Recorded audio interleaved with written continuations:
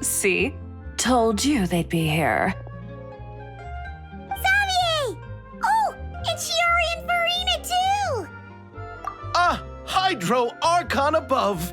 If it isn't my darling camera operator and clapper loader! A very happy Fontinalia festival to you as well! I'm guessing you came back to celebrate with us? Yep, and help out too! Even though the last festival had some unexpected hiccups, making the film was still super fun. Since you're all here together like this, you must be planning on entering the competition, right? Of course! A celebration of the entertainment industry. No one who's anyone would choose to sit this one out. It only happens once a year, after all. Fontaine Fashion Week might be more my speed, but the film festival brings in a lot of orders and boosts brand recognition, so I wasn't going to miss out either. A few new awards have been added this year, too. Best Director, Best Costume Design, oh, and Best Camera Operation. Ooh, sounds like we've got work to do. Come on, tell us! What's Musketeer Pictures film gonna be about? Oh, about that. What's wrong, Xavier? What's with that look? Oh, man, you weren't scammed by some shady investor again, were you? No, even I'm not naive enough to fall for something like that again. Besides, thanks to the fine people here, Musketeer Pictures has more than enough funds to shoot without investors. And yet problems persist. Huh? What do you mean? Well, we were planning to replicate our past success and shoot a film based on a popular novel. But as we were holding auditions for the female lead earlier today, a striking young mademoiselle wandered in by accident. Her disposition was simply ethereal, the look in her eyes somewhat melancholic. Oh, I wish you could have been there. The awe I felt can scarcely be put to words. You had to be there, friend. No matter where she stood, it was as if her surroundings, even the air itself, turned into the perfect shot. Guess you found your lead actress, then? No, quite the opposite. My script is entirely unworthy of her. I fear it is. Nevertheless, I couldn't help but approach the mademoiselle to ask about her background and what brought her to Fontaine. What did she say? Sadly, she said her best friend was gone. After returning to her own homeland not too long ago, she decided to visit where her friend was from to remember them better. Oh, no wonder she looked sad. Yes, but that's when it struck me. Why not cast her as the lead in a film centered around her search for this old friend? Huh? You're gonna rewrite the whole script? But is there even enough time? Isn't the prep work super complicated?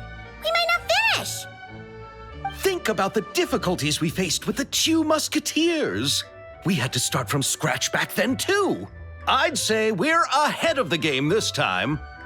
Guess so, but... Don't worry, Paimon. Shiori and I have evaluated the proposal, and we support Xavier's decision.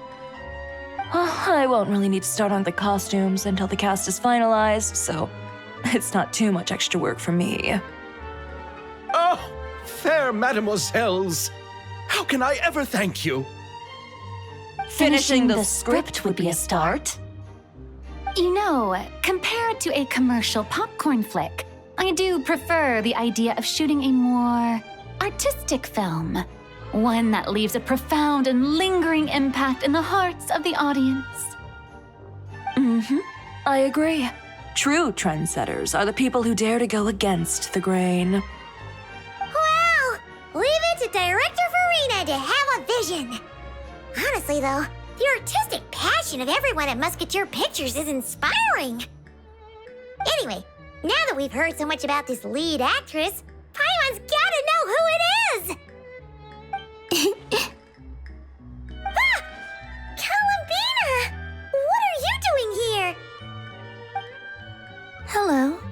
was just walking past when I heard you talking about me, so I came over. Huh? You know Miss Columbina? Of course! Wait a second.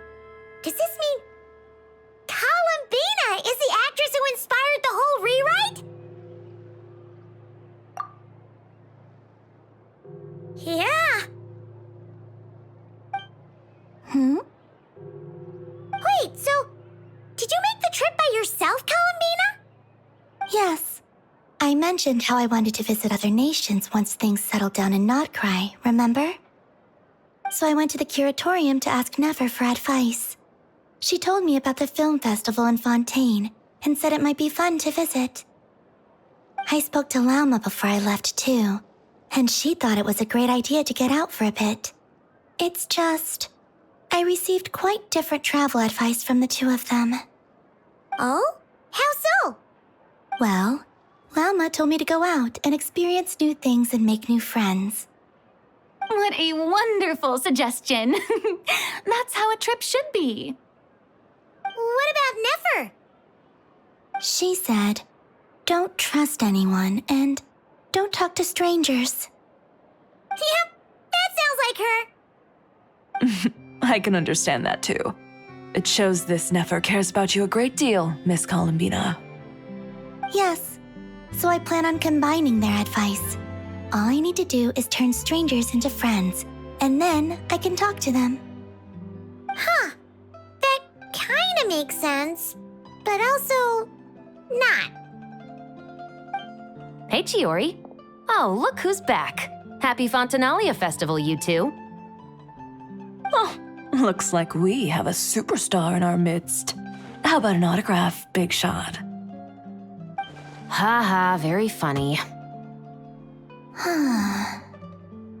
All settled then? Yep, the Duke gave his blessing, and I cleared it with the Udex.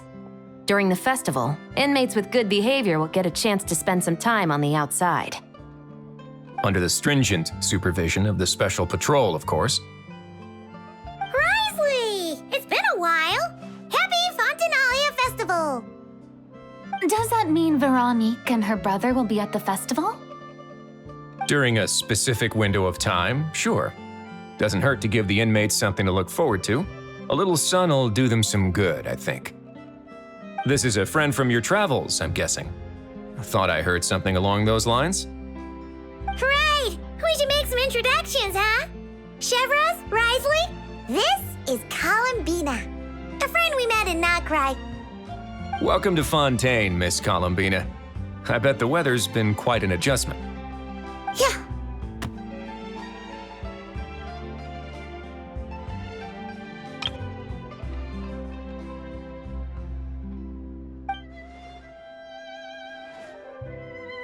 And not the good kind, I take it.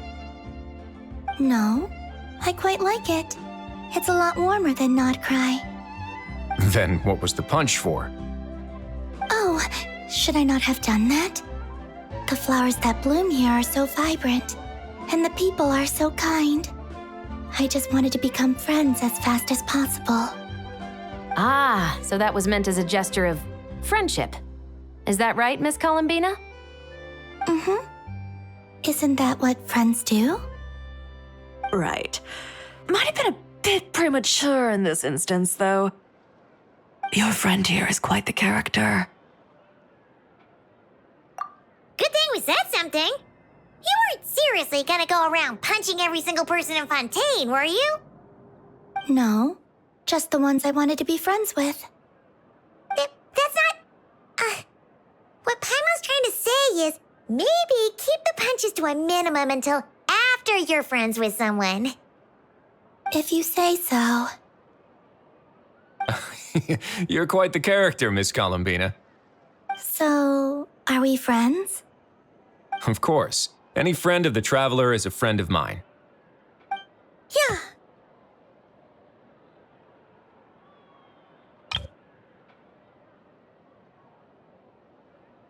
Oof.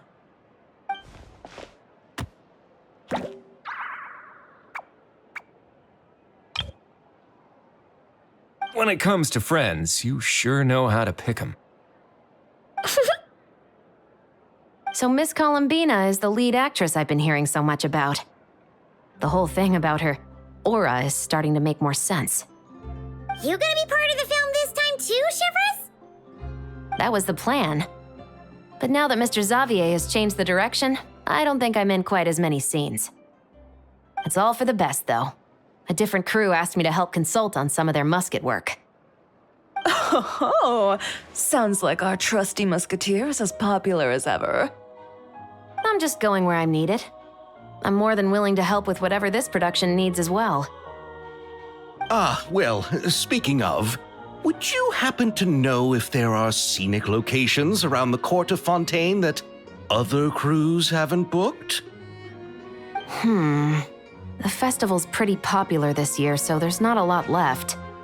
You might just have to talk it over with the other productions and see if they'll let you squeeze in here and there. I see. Having trouble finding a filming location? Yes, we made a last-minute decision to go down a different route, so the indoor locations we reserved are no longer a good fit. And it looks like all of the best outdoor spots have been taken. You know, I might know a place. Good views, good atmosphere, and no production team has snatched it up. That sounds perfect! Where is it? You want me to reveal it just like that? Come on, let it be a surprise. As much as that sounds riveting, I think we should divide and conquer. You go do that, and Director Farina and I will take Miss Columbina around the city to discuss lighting and styling. Is that all right with you, Miss Columbina? Traveler? Yeah, everyone here is our friend. So don't worry about a thing and just focus on enjoying your trip. Okay. All right, then the Traveler and I will go check out this potential filming location. It might even give me some inspiration for the new script. I'll leave this to the Duke then. Until later, everyone. Maybe we'll run into each other on set. Okay then. Lead the way, Risley. Paimon's not built for suspense. Let's get this show on the road. Who said anything about roads? Huh?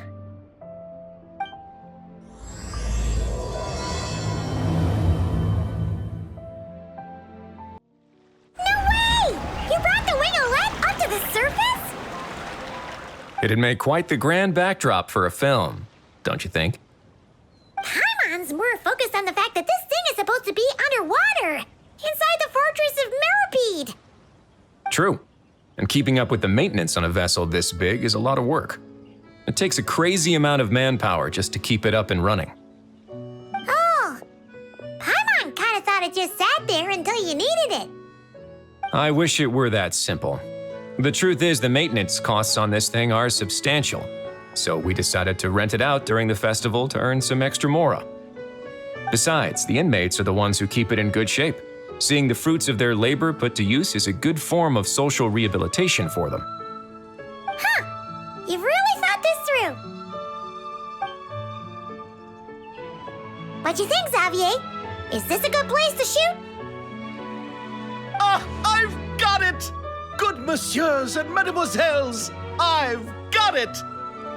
Gonna take that as a yes. The beginning is the hardest part, and the opening of this film has been eluding me, but now I know just how it should start. Glad to hear it. Thanks for bringing us here, Risley. Don't thank me just yet. This isn't quite a done deal. Huh? Not a done deal as in someone already rented it out? You said no other production teams had snatched it up. This person isn't affiliated with a production team. The rental fee was high enough to scare off plenty of other film crews, but she didn't blink. Made quite the generous offer and didn't even attempt to haggle. Do you know what she plans to use it for? I'd like to at least have a rough idea before going in to negotiate. I didn't ask for the details, but I did see what looked like a fishing permit and a business license on her desk. My guess is she's planning on using it for some kind of restaurant or aquarium. A floating restaurant is sure to attract people. But an aquarium sounds cool too. The views from the ship make it a great spot for a date. The winglet might not be under my command right now, but it's always nice to see her admired. A film is sure to drum up some good publicity as well. I do hope we can work something out with the current captain. Well, guess we should head over and talk things out then. Best of luck.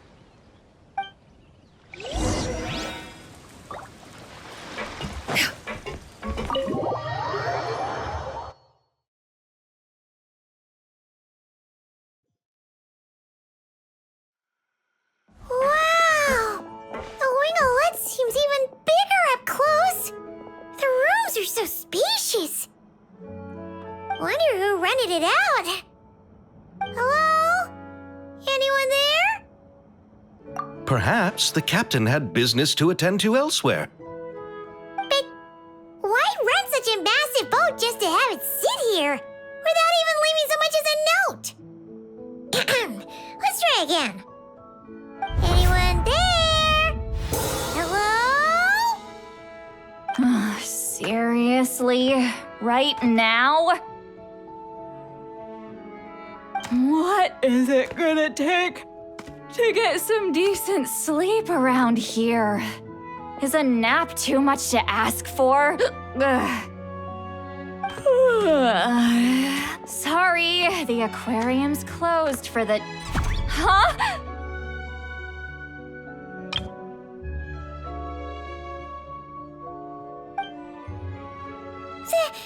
Citlali? Traveler! Paimon! Hold on. Oh, this is just great. How am I gonna go out dressed like this? Oh, what happened to my regular clothes?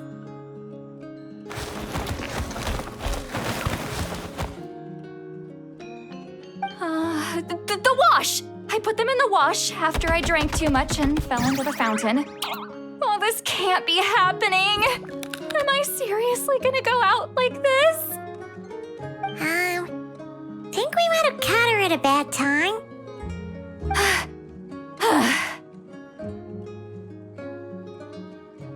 Citlali! I don't want to hear it. Hear what? A single word about what I'm wearing. No comments, none. Is that clear?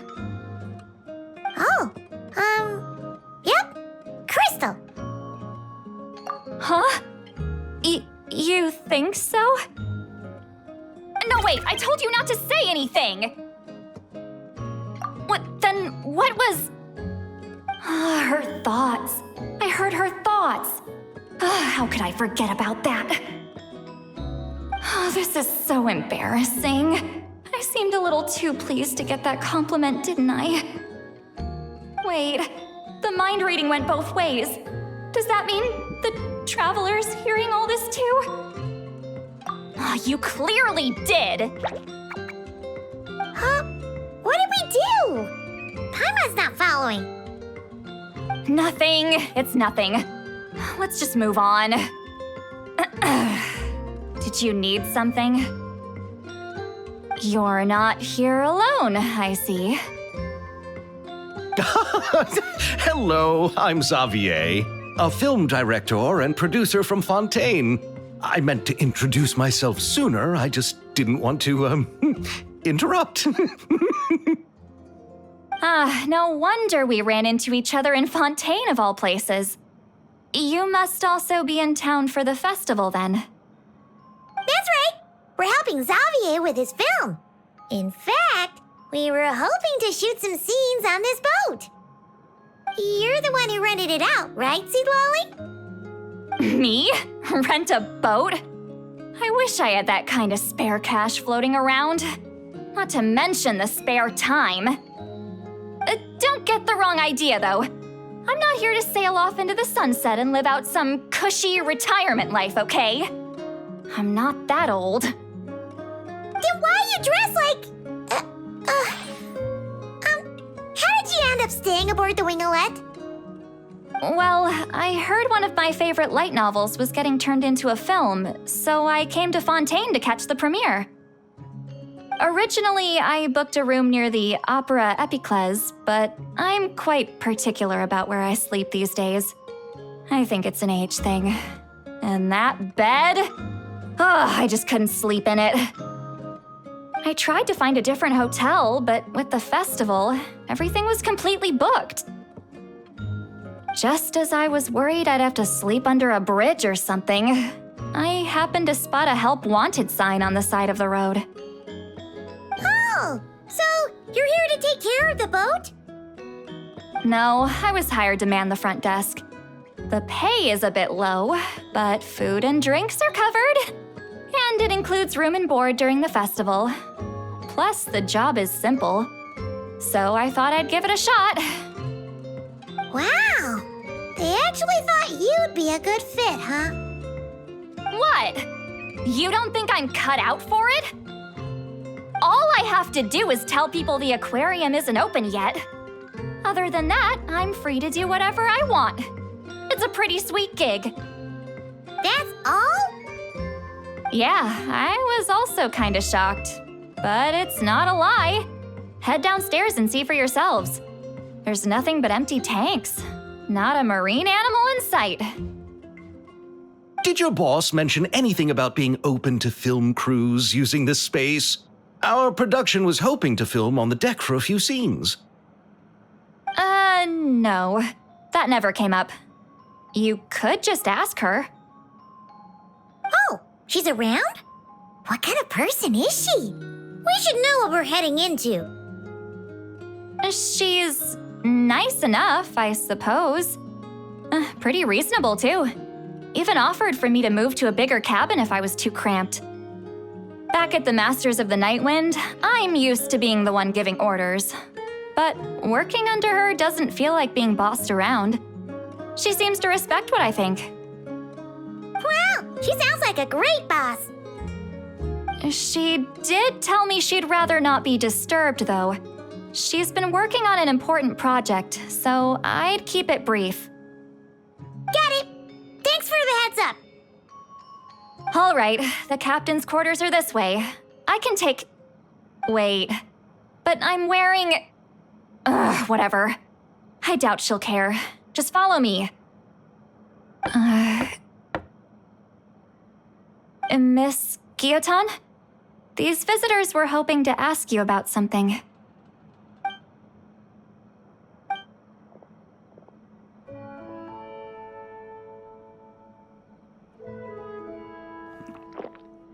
I thought I said to limit the interruptions. Just tell them the aquarium is still...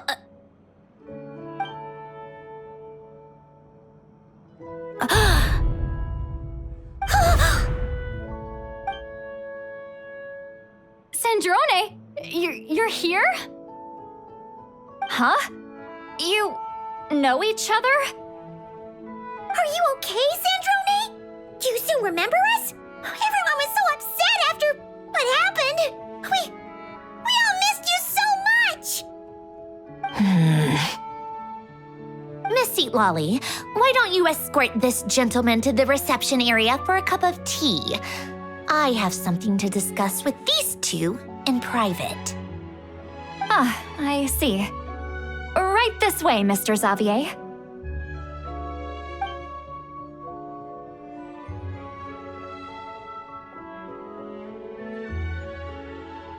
Sandrone? I really can't go anywhere without running into you two, can I? Are you okay? During the battle, your core, it was... Destroyed by that bastard Dottore. That's right. But as you can see, I'm fine now. No major issues. Or at least, there shouldn't be. Oh, what a relief! Oh, why didn't you tell us sooner? Or come back to see your friends? Now that I have the chance, I just want to say... Thank you for saving me. Huh? Ugh, don't get the wrong idea. I only saved you so we could complete that formula and defeat Dottore once and for all. Even if he did crawl back from the grave to make us all miserable again. That doesn't matter. You're still a hero. All right. But it wasn't just me. All I did was lend my brilliant mind to the cause and take care of one part of the plan. Although, I'm not denying it would have fallen apart without me. You got that right. You're amazing. But how did you go from From a lifeless pile of scrap to looking like this? Well, my mom was trying to put it a bit more gently, but yeah. Where do I even start?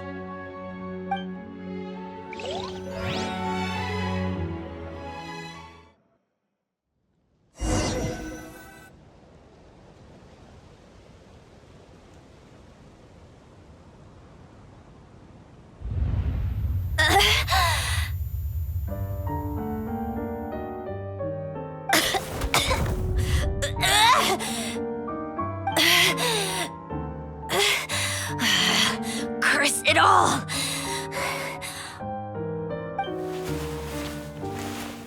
Where am I? Did we do it? How much time has passed? I'm not in one of that lunatic's experimental labs, am I? Wait, Fontinian decor. Books from the Research Institute. Phew. One thing at a time. Initiate self-diagnostics. Assess the extent of the damage. Cut power to compromised, non-essential components. Then reconstruct available action modules. Severe damage to the core. Dottore, you bastard. Polonia?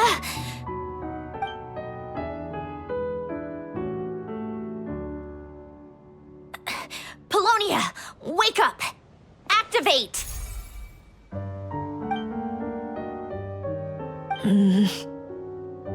You're in even worse shape than me.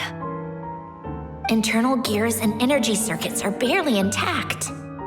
Extreme damage to the core, just like me. Rebooting is off the table. Even if I could repair the damage, I don't know if... You used up all your critical energy in those final moments, didn't you? To protect the core of that guy in the hat and the numerological array. Wait, the array. Yes! The prototype is still here.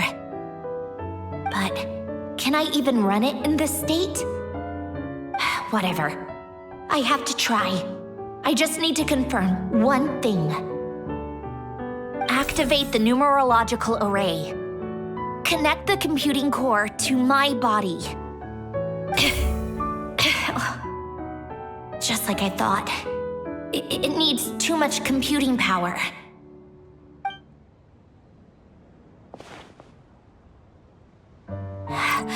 Cut off power supply to all functions except the thinking module. Please.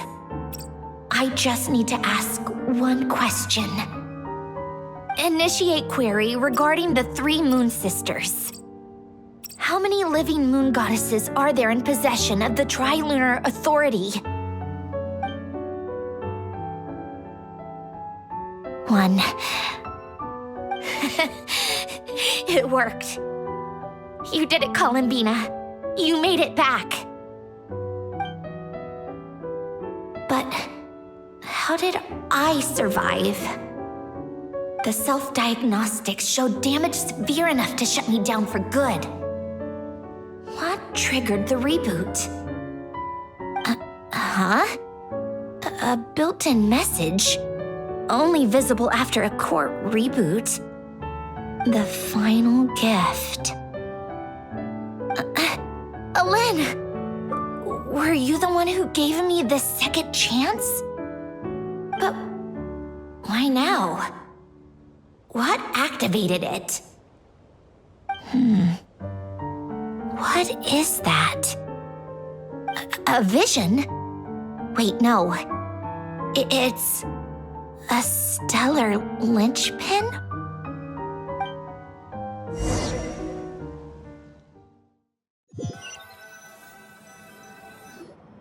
A stellar linchpin? What's that?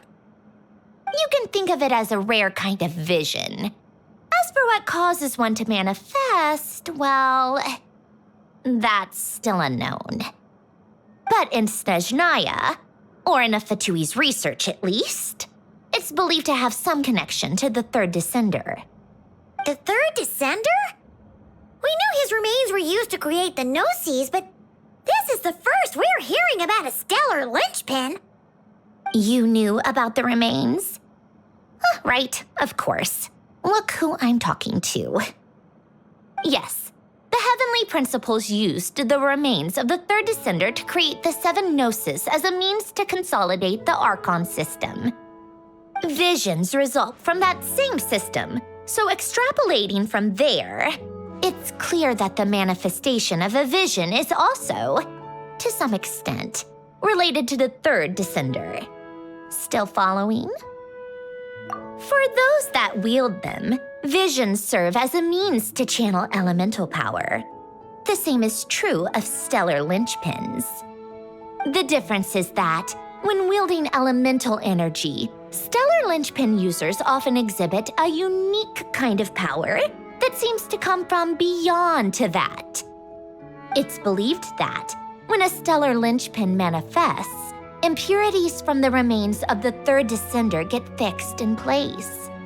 Hence, the name. That's also believed to be the source of the strange power I just mentioned. We've heard that visions can appear when someone has a really strong wish or desire. Stellar linchpins sound kind of similar, so does that mean... Huh? Oh, don't look at me like that. I've never had any grand wishes or aspirations. Just a list of things that drive me up the wall. So if you're asking why this thing appeared, I have no clue. All I know is that without it, the gift Elen left me, this built-in second chance, never would have triggered. The damage to my core was too severe. But thanks to the stellar linchpin's manifestation, it did trigger. And after my core rebooted, I was able to repair the damage to my body. I also managed to import the numerological array, along with some of Polonia's surviving algorithms, into this form. Wait, does that mean Polonia is... Yes.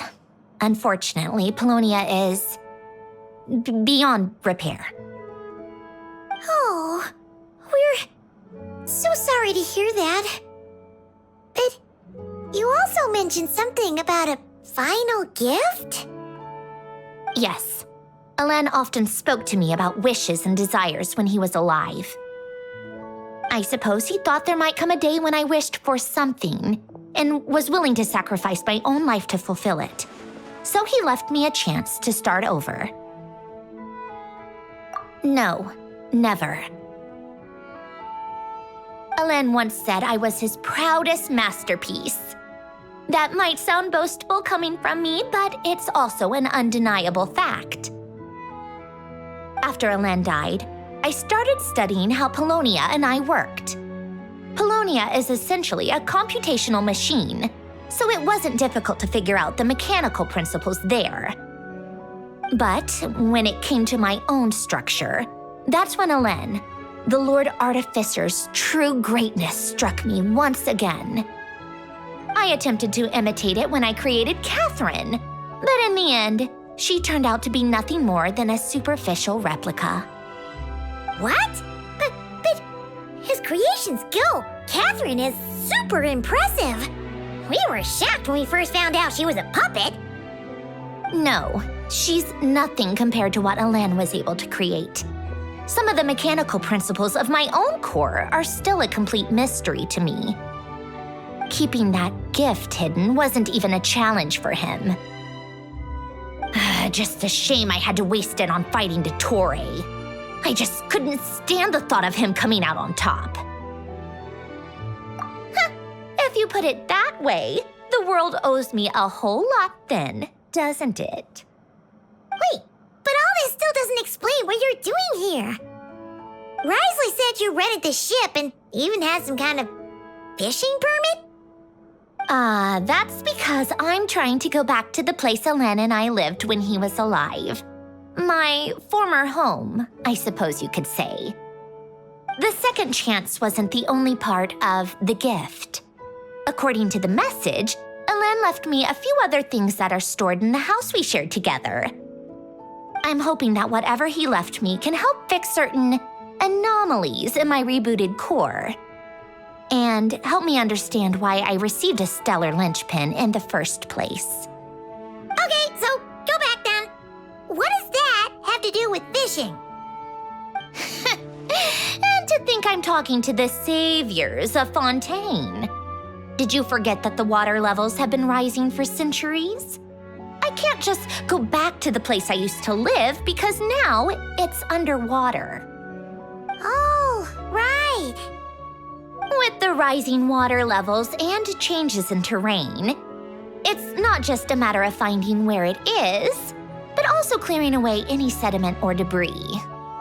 But Fontaine law prohibits unauthorized individuals and organizations from excavating underwater ruins. A Melazine caught me the minute I even made an attempt. Why not apply for authorization then? And face the endless slog of Fontainian bureaucracy. No thanks. Besides, I'm a Fatui harbinger. The diplomatic implications alone would be enough to give the gestionnaires at the Palais Mermonia a headache. A fishing permit, on the other hand, isn't difficult to obtain at all. Minimal paperwork required, and under the name Guillotin, the application was a cinch. So you're exploiting a legal loophole? Am I? That underwater home belongs to me. If I happen to chance upon it while doing some fishing, what's the issue with that? Of course, I do have to catch some fish to put in the aquarium, just in case the gestionnaires come to check up on things. That's also the reason I hired someone to man the front desk. Huh? But isn't that kind of a waste? He went to all the trouble of getting a business license and rented out this giant ship. Just for show? If you want to run an aquarium that bad, be my guest. Use the facilities however you want. I'm certainly not going to stop you. All I want is to go back home and see what other gifts Alen wanted me to inherit. Hold on. Enough about me. What are you two even doing here?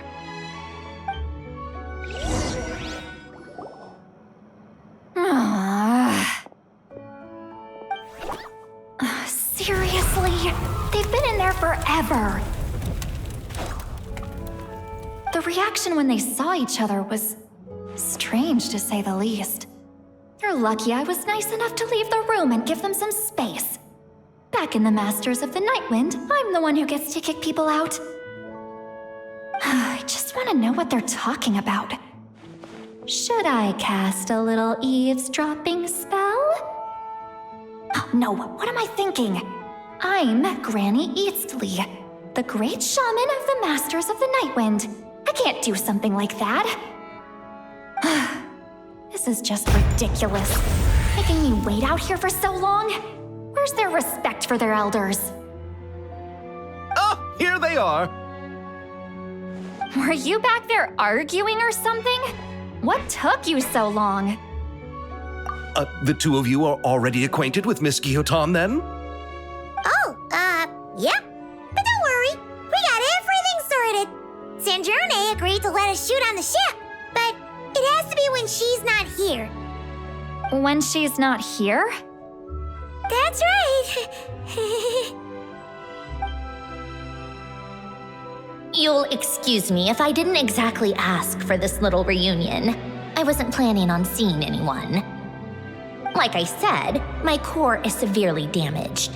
even with the gift, there are anomalies that are making things unstable. I don't even know if I can continue to function without issues. So the priority is to fix these anomalies and get answers to my own questions. Then I can see the people that need seeing. Anyway, just let Sandrone know when you plan to film Xavier, and she'll, steer clear. I do hope I'm not causing Miss Guillotin too much trouble. No! She just wants to keep a low profile for her own, complicated reasons. She doesn't want anyone else to know she's here. Understood. I'll be sure to keep that in mind. Oh, and citlali? Huh?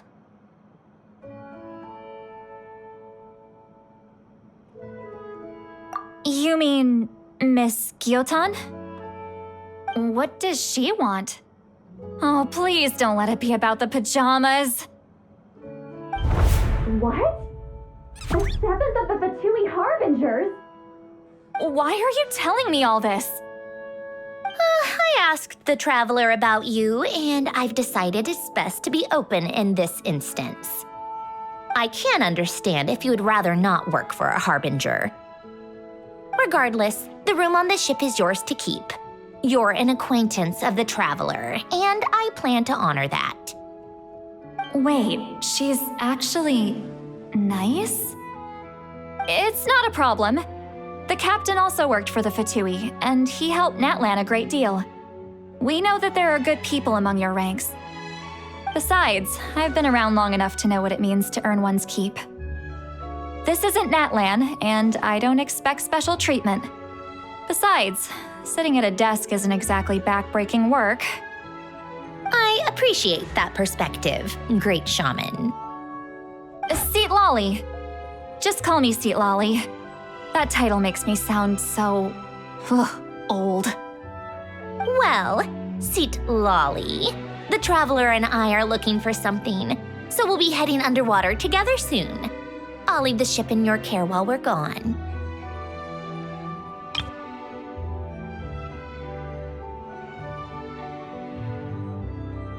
Together? How often? Not too often. We're heading out in a bit, but I'll be available if you need something. You couldn't, go alone? I wanted to, but she was concerned about my physical well-being, so she offered to come with. Guess my mental well-being means nothing then. Huh?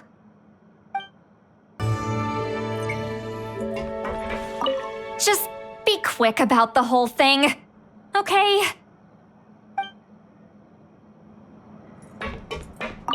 Miss Guillotin is so generous. We talked it over, and she agreed to let our crew come over and do some test shots while you two are out.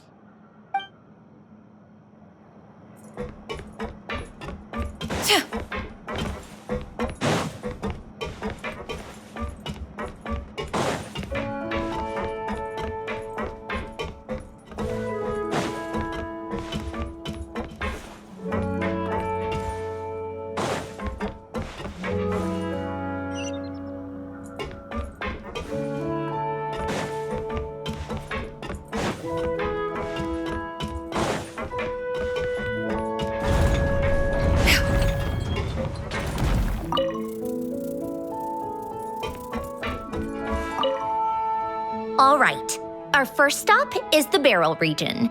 After Alain left the Fontaine Research Institute, he lived in seclusion somewhere around there.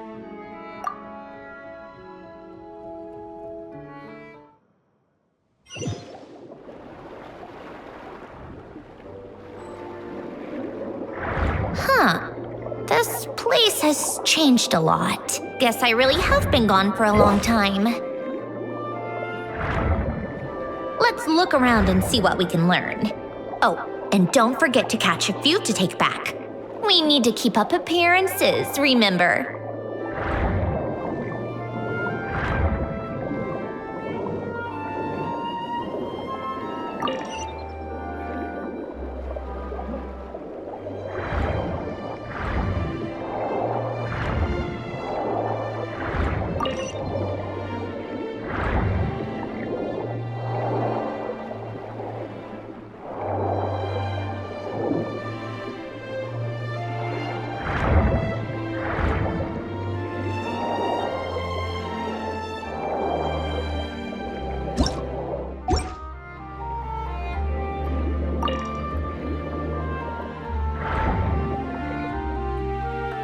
Poisson isn't too far from here, right?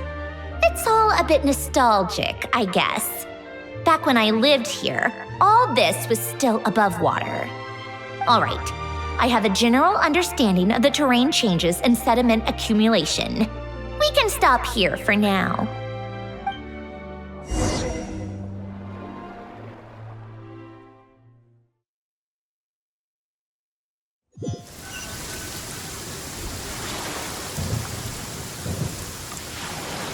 That went smoother than expected. I appreciate the help. No problem. You doing okay though, Sandrone? Seeing your home look nothing like you remember, that can't be easy. I'm fine. Times change. People change. That's the one thing you can actually count on. I made peace with that a long time ago. You should head back and put them in the aquarium tanks. We finished ahead of schedule, so your crew is probably still on the ship. I'll follow in a bit. Right. Xavier said he was gonna test out a couple of shots. I'm sure. I want to take another look around on my own. Okay then. Want us to let you know when the filming is done? No need. Columbina relies on Kuvaki to perceive her surroundings. In Nodcry, her senses are heightened because Kuvaki is everywhere. But here, as long as she doesn't activate her abilities, her range of perception should be equivalent to an average person's line of sight. I figured that out back in Snezhnaya. That's oddly specific. I have hiding from her down to a science. So, what? Things might be a bit different now that she's merged with the Moon Sisters, but I doubt there's been a drastic change. The point is, you two can head back. Don't worry about me. Okay, if you say so. Come find us on the ship if you need anything.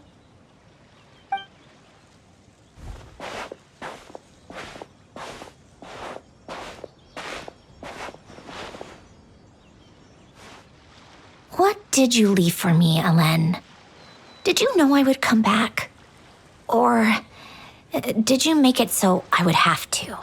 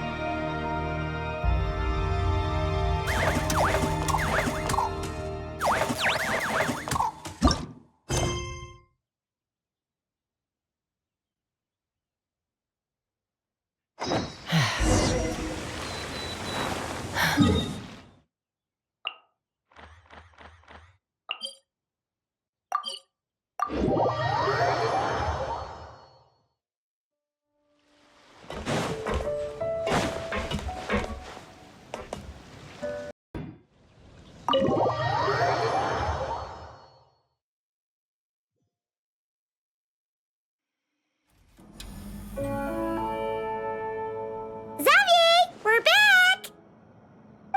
Shh! Quiet on set! They're filming over there. Oops, sorry.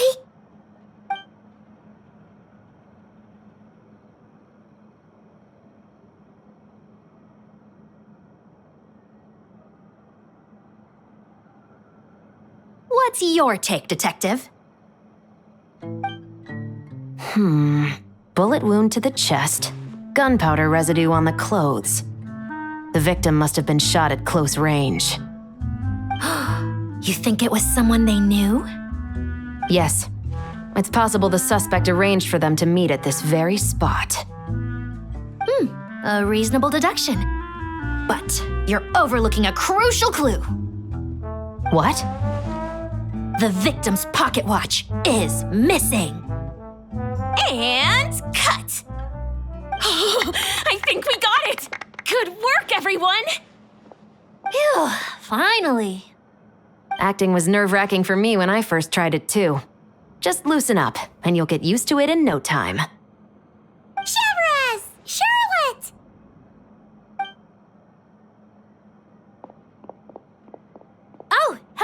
you two? You're filming here too? Oh, so Charlotte's crew must have been the one that asked you to help out, huh, Chevres? Yep, they heard about a potential filming location and wanted to come check it out.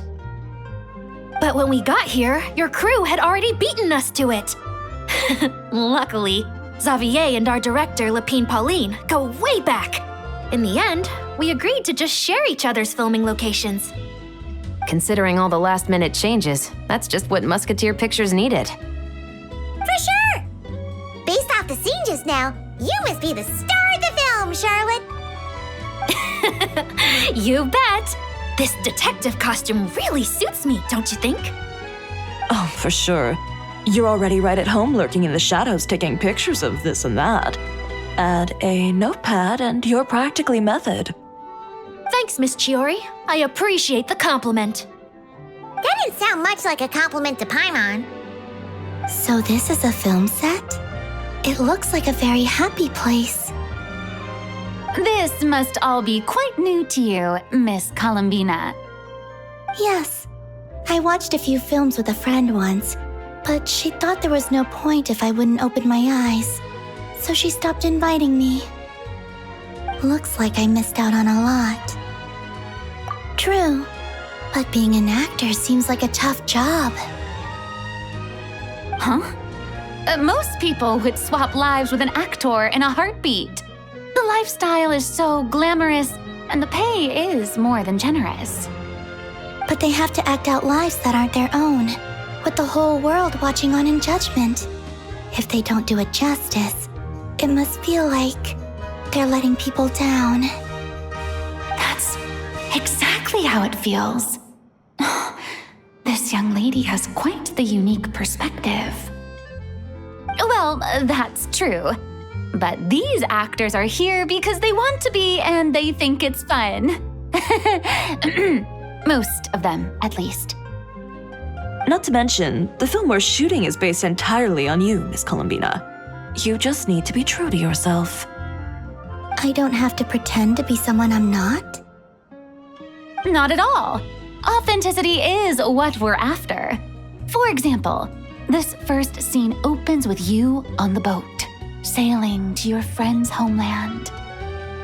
You just need to think about that moment in the story and picture how you would feel. Oh, okay. We're all here? Wonderful! Let's head to the deck and get shooting. Oh, and this is for you, dear Paimon, your clapperboard. Whoa! Is this the same one Paimon used for the Two Musketeers? The very same. I saved it just for you. Thanks, Xavier! Feels like being reunited with an old friend. Of course! That said, I have a different job in mind for you this time, traveler. Our film is focusing on a single protagonist, so conveying the subtle changes in her state of mind is of the utmost importance. In addition to the actor's own performance, another way we can convey that is through lighting. Huh? But there's already a lighting specialist, isn't there? Yes, but it's clear the traveler and Miss Columbina share a deep bond. You might have a better chance of understanding her frame of mind in certain scenes. Oh, that makes sense. So, what do you say? Willing to take on the role of lighting specialist? Then we'll combine them! You can be the chief lighting and camera specialist! Ha ha! It's settled! I leave the job of translating our leading lady's inner thoughts in your capable hands.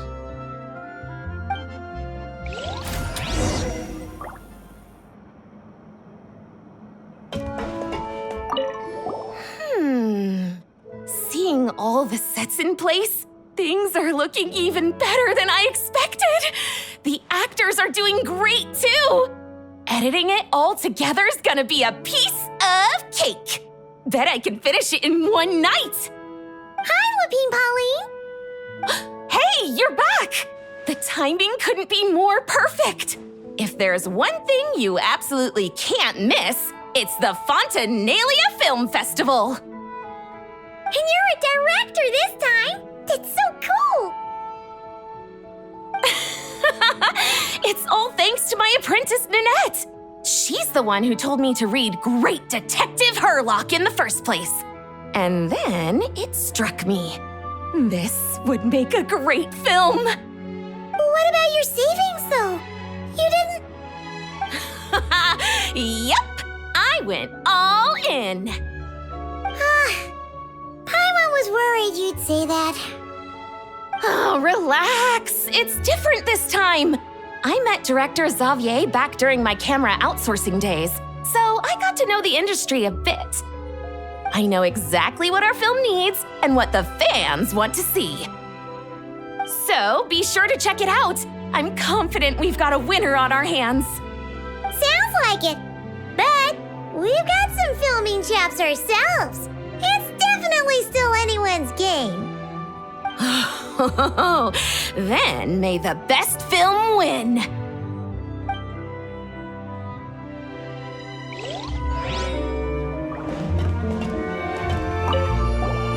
Oh, I didn't expect to run into you two on set. Happy Fontinalia Festival. Nice acting back there, Charlotte. Thanks. I'm, usually the one behind the camera, so it's actually pretty nerve-wracking being the center of all that attention. But I've known Miss Lapine Pauline for quite some time, so we work really well together. Miss Lapine Pauline prefers to assign roles based on our own personalities. She'll even adjust the script to make it a better fit. The scene from earlier was just me and Chevraz, but Navia and Emily are also going to be taking part. Ooh, that's quite the lineup. Your film's leading lady also seems like quite the score. Just on first impressions alone, it's clear she's someone special. Guess we'll just have to wait and see who wins Best Picture and gets to go home with the Farina Award.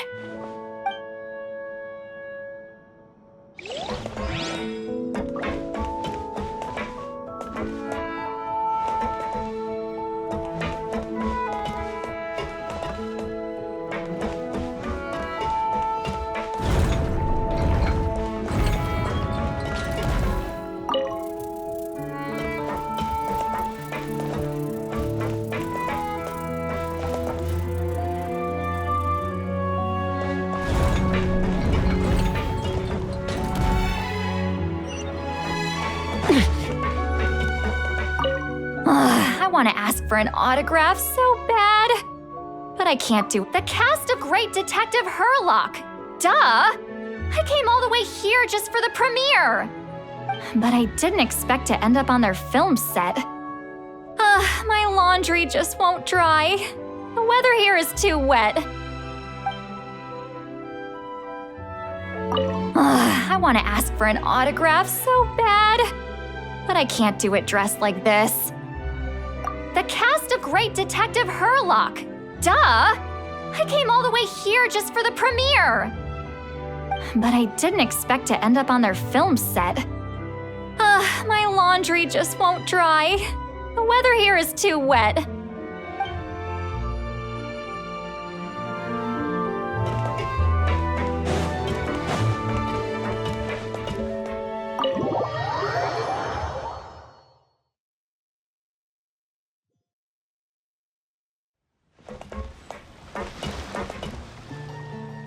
All right, without any further ado, it's time for production on our film, A Homecoming, to officially begin. Turning it over to you once again, Director Farina. All right. Positions, everyone. Camera operator, clapper loader, get set up. Let me know when lighting is good to go.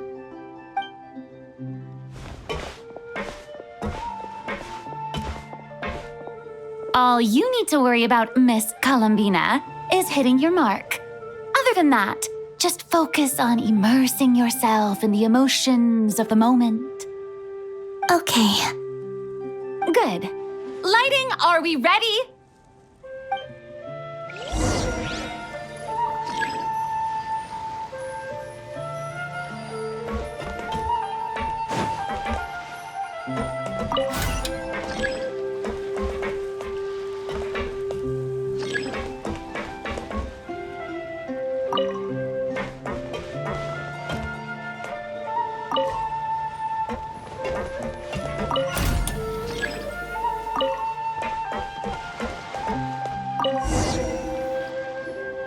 Ready. All right, quiet on set. 3, 2, 1, action!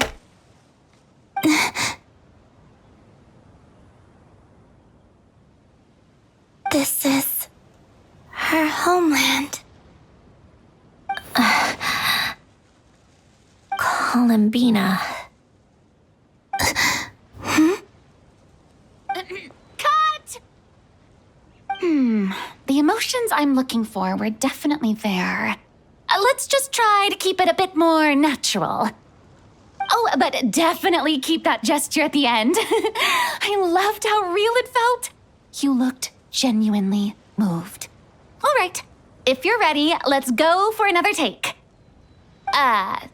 Miss Columbina? That presence, it kind of felt like Sandrone?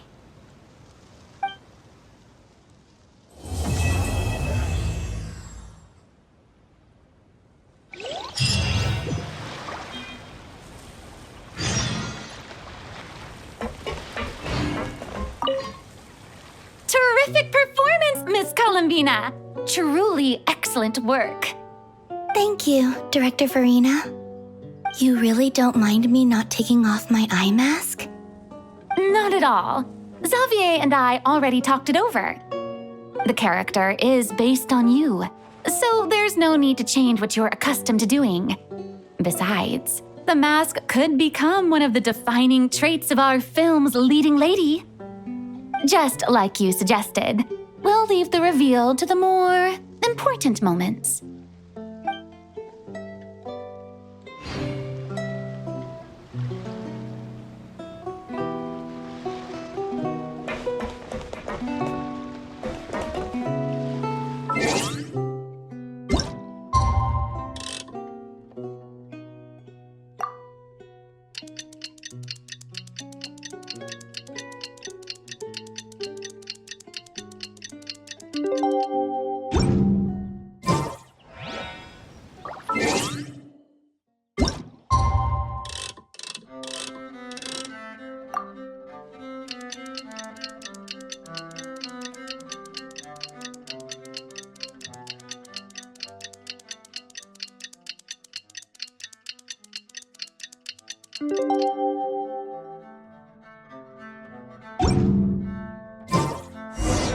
Sandrone said that if everything goes smoothly, we should be able to pinpoint the exact location of her home today. Let's head to the wing-a-let and meet up with her.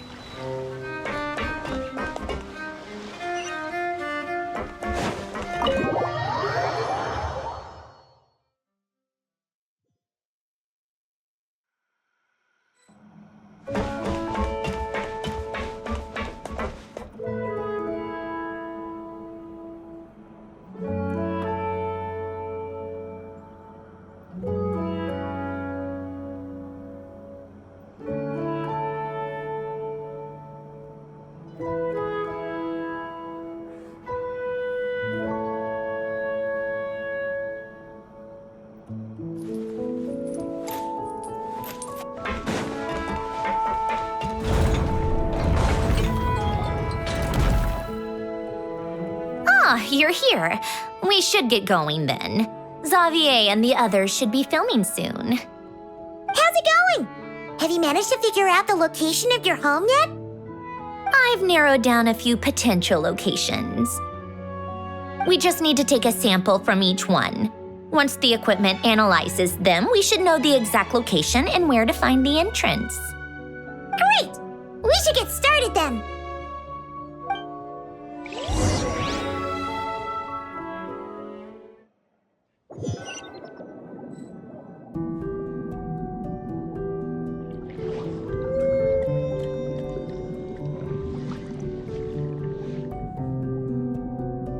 All right, let's get a move on. That should do it. Let's head back. The filming should be just about done. We made good time. We might might even know the location by the end of the day. You sound pretty happy about that. Do I? I suppose I've just had enough of these anomalies I've been dealing with. The sooner I can fix them, the better. Anyway, enough chit-chat. We have work to do. Oh, but let's head in through the side door. I don't want to run into the crew on the deck.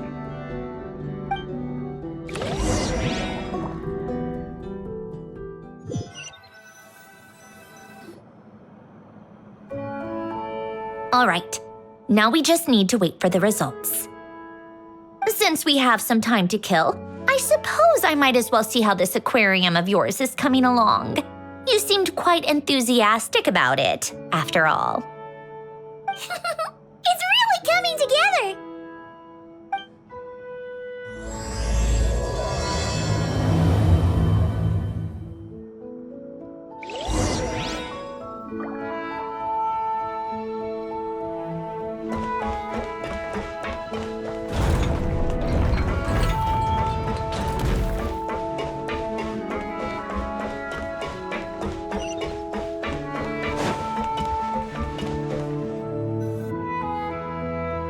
Oh, kind of impressive, actually. These must be the ones we caught the first time we went underwater. Like it? It's fine, I guess.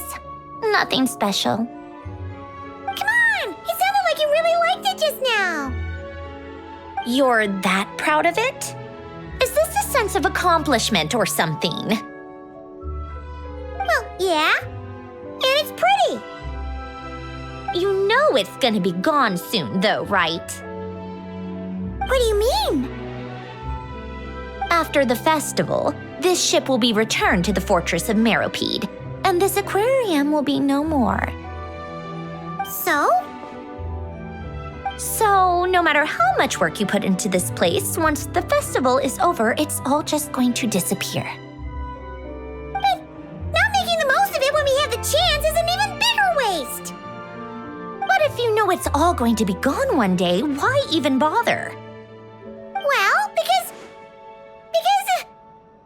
Because you still get to keep the things you gain along the way. And those are things that can never be replaced. Doesn't that make losing them even harder?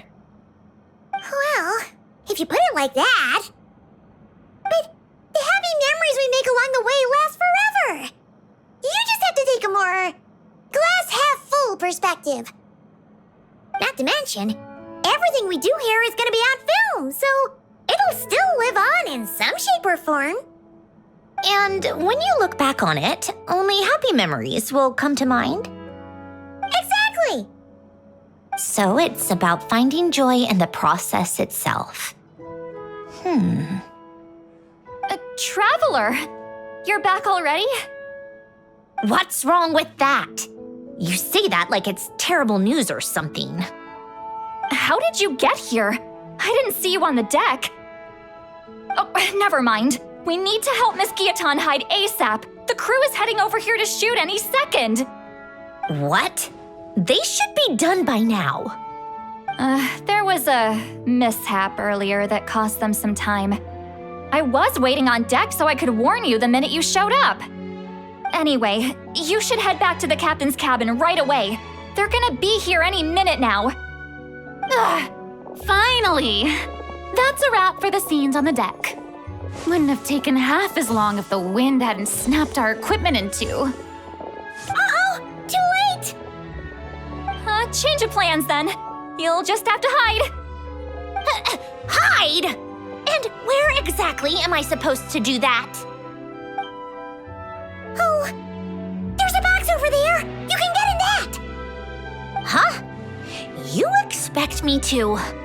Do I need my makeup done for the next scene too? For the love of... Let me see.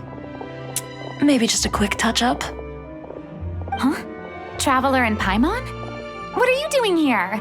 I thought you took the day off to take care of something. Huh? Oh, well, it didn't take as long as we were expecting. acting, so we came back early. What about you guys? You're still not done shooting for the day? No, we ran into an issue that, set us back. It meant Miss Charlotte's crew wasn't able to wrap either. We both still have scenes to shoot in this aquarium. Oh, that's not ideal. For several reasons. Let us help then. The sooner we wrap, the sooner everyone can get some rest. All right. Thanks, you two. Miss Charlotte's crew can go first then. If I'm not mistaken, you still have a night shoot later. Thanks, Director Farina! Of course. Fellow artists should help each other out where we can. Agreed. Well then, camera, lights, get set up. Actors, give your lines a quick once-over. Let's try to get this in one take.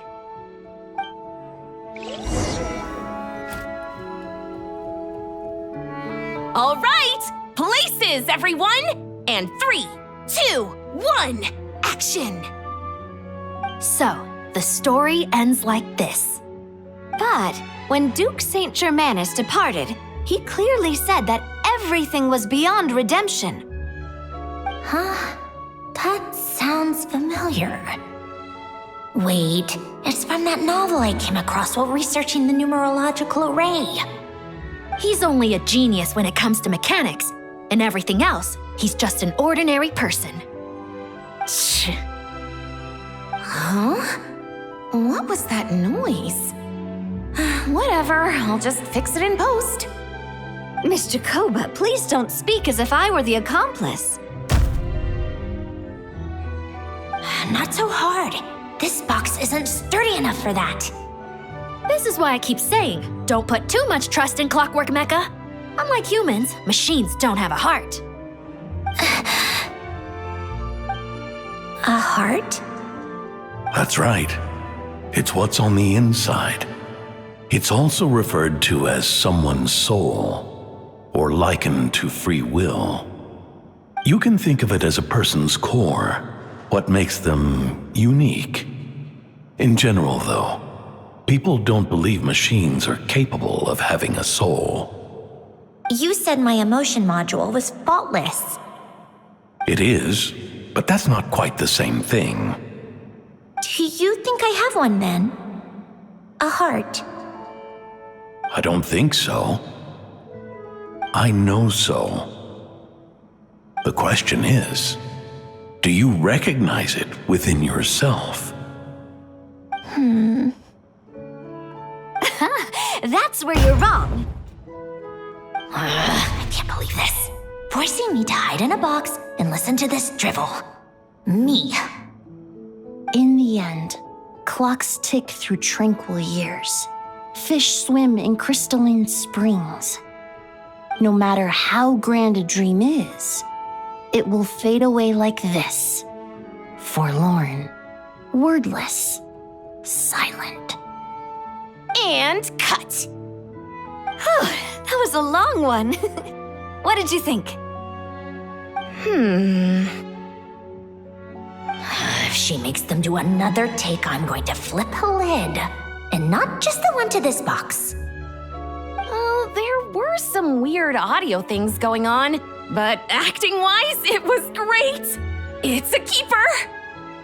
Perfect. That means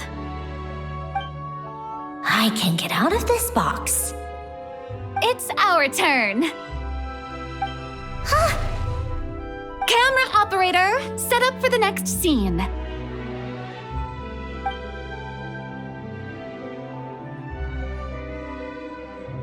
In this one, our protagonist peruses an aquarium in a foreign land and gets swept up in memories of her friend. So, in terms of lighting, that's the vibe we're going for. Got that? Shoot, Paimon thought there'd be a break and Sandrone could slip away. What are we gonna do now? break a leg. Yep, we're headed off to shoot our next scene.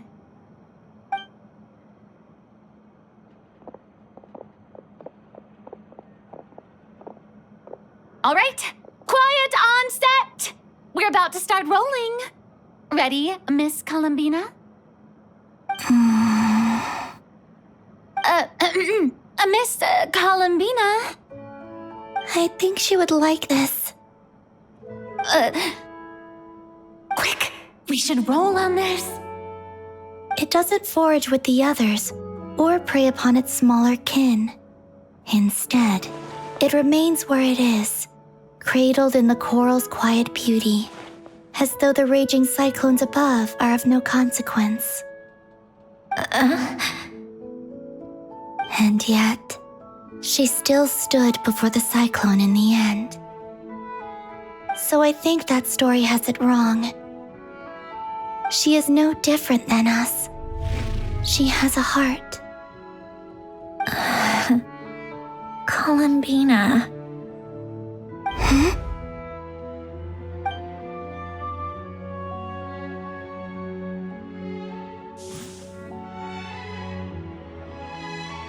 Uh-oh, is she onto us?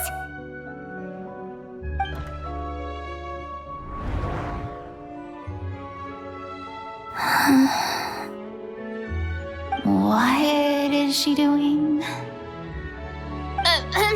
Cut! You okay, Columbina?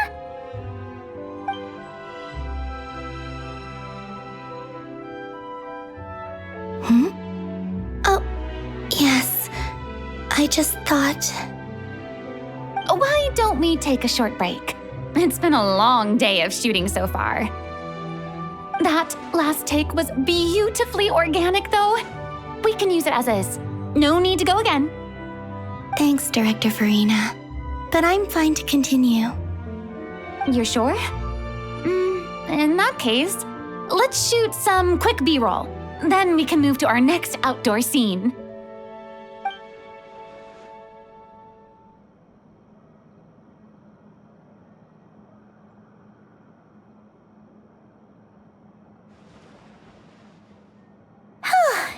We're in the clear this time. Ugh! Absolutely suffocating. You okay, Sandrone? Right as rain. Come on, let's go check the test results. It's time for me to go home.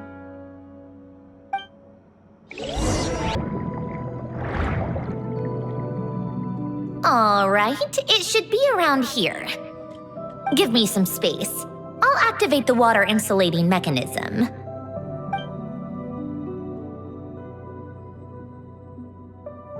The what? Alain, much like Renee, had long predicted that the water levels in Fontaine would rise. Thanks to his expertise in mechanics, he was able to implement a few simple measures to protect our home from flooding. I told him there was no need, that I would just move when the water rose too high. But it would seem he knew a day like this would come.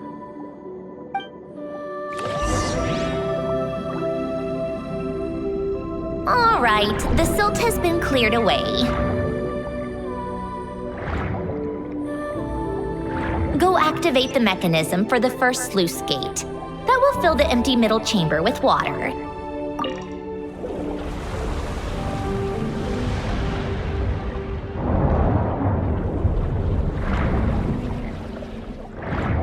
All right, now turn on the drainage mechanism in front of the second sluice gate, and this chamber will become empty once again.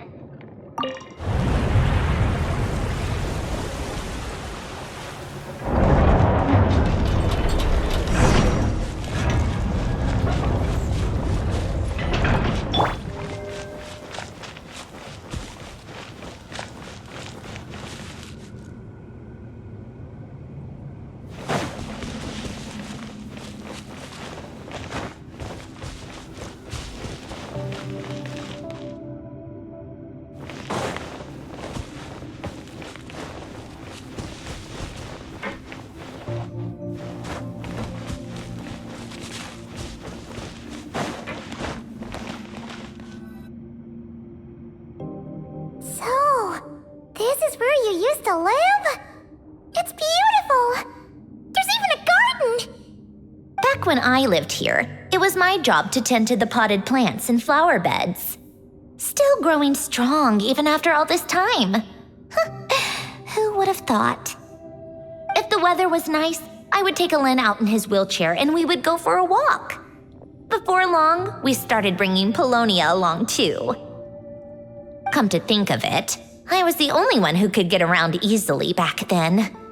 Polonia always got stuck at some point, and it was up to me to launch a rescue mission. Happy? I suppose they were. Uneventful, but pleasant. Repetitive, but peaceful. It was like living in a world where time didn't exist. Of course, that was all just an illusion. Death still awaits all of us at the end. Oh. All right, enough standing around. Let's head inside.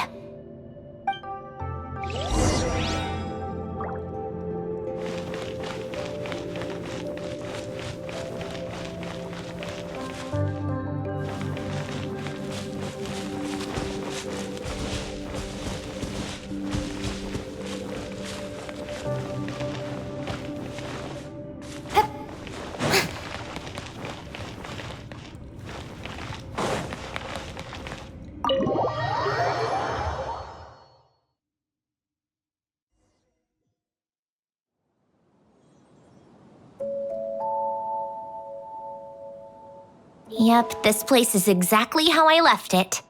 Nothing has changed. What is it? Huh? How did you get... Oh, Arlecchino gave it to you, didn't she? And you... read the whole thing. Just so you know, a lot of that was written a long time ago. At that very desk, to be exact. Anyway, since you've already read it, you should just hold on to it.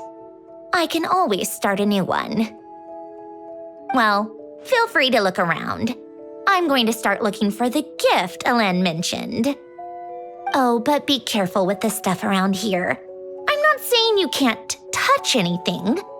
Just try not to choke on the dust. Old notes.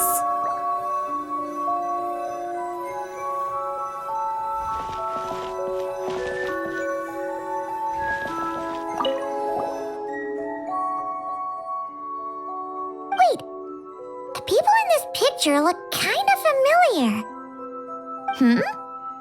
Oh, this was taken when Alen and Renee were both still at the Fontaine Research Institute. Before their falling out. In his later years, Alen would often sit by the fireplace and stare at this picture, wearing an expression somewhere between guilt and longing. He said he sometimes regretted not helping his friend when he needed it most, even if just to stop him.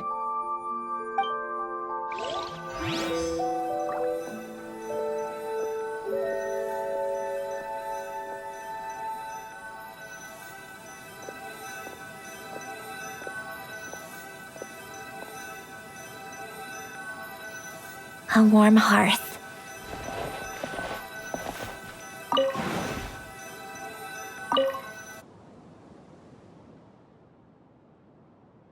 Oh, these are some of Alen's drafts from his later years.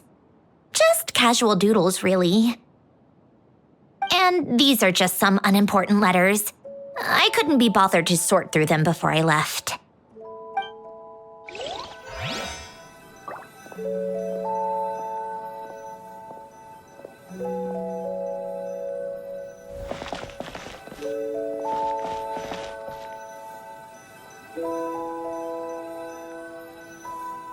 A warm hearth.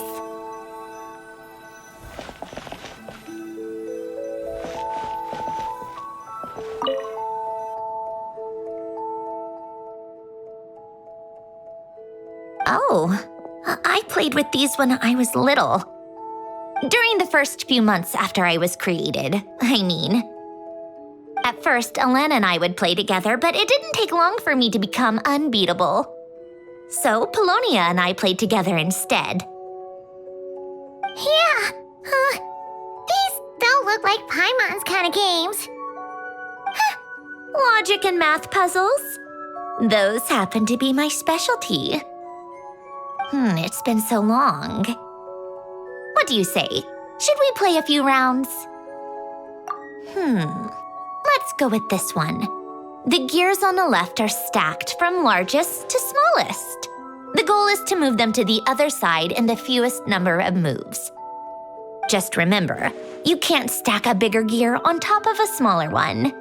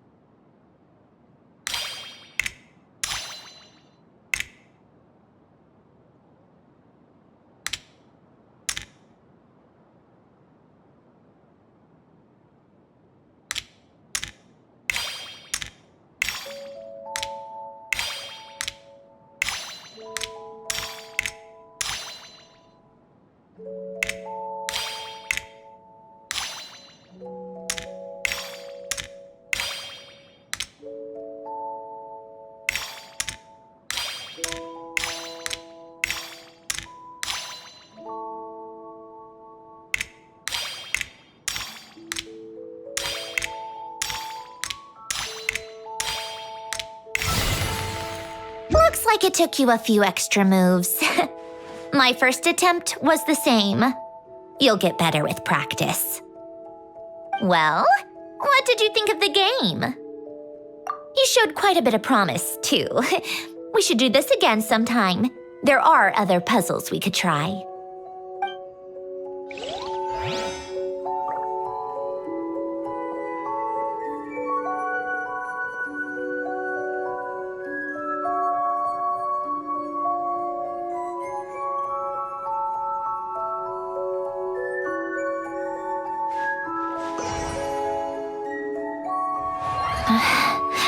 Polonia.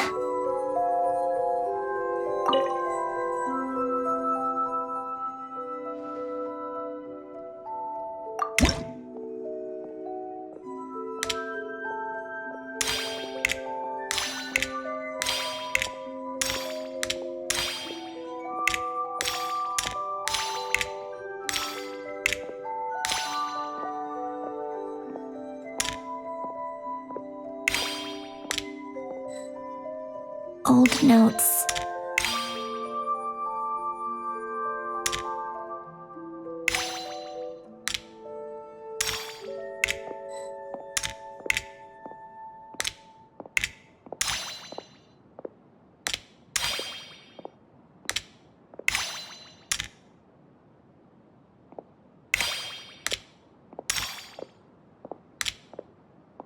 Coffee. Tea.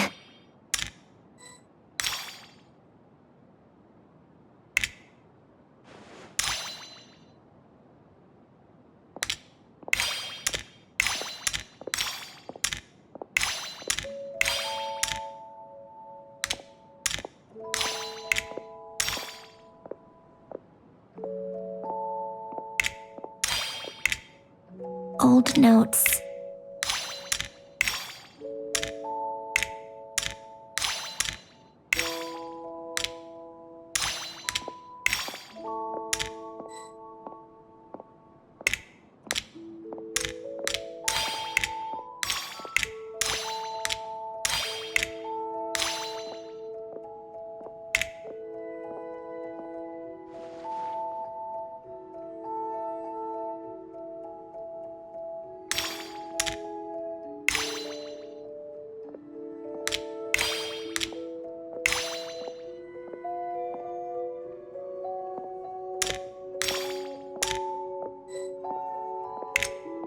Old notes.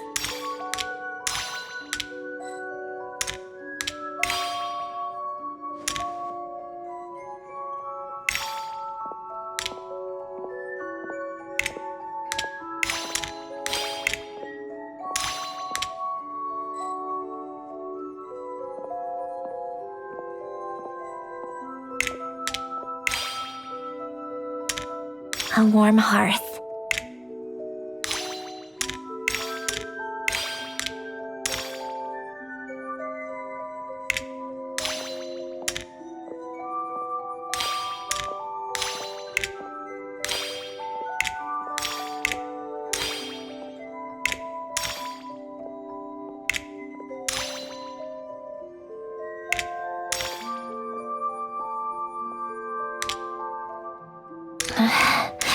Polonia.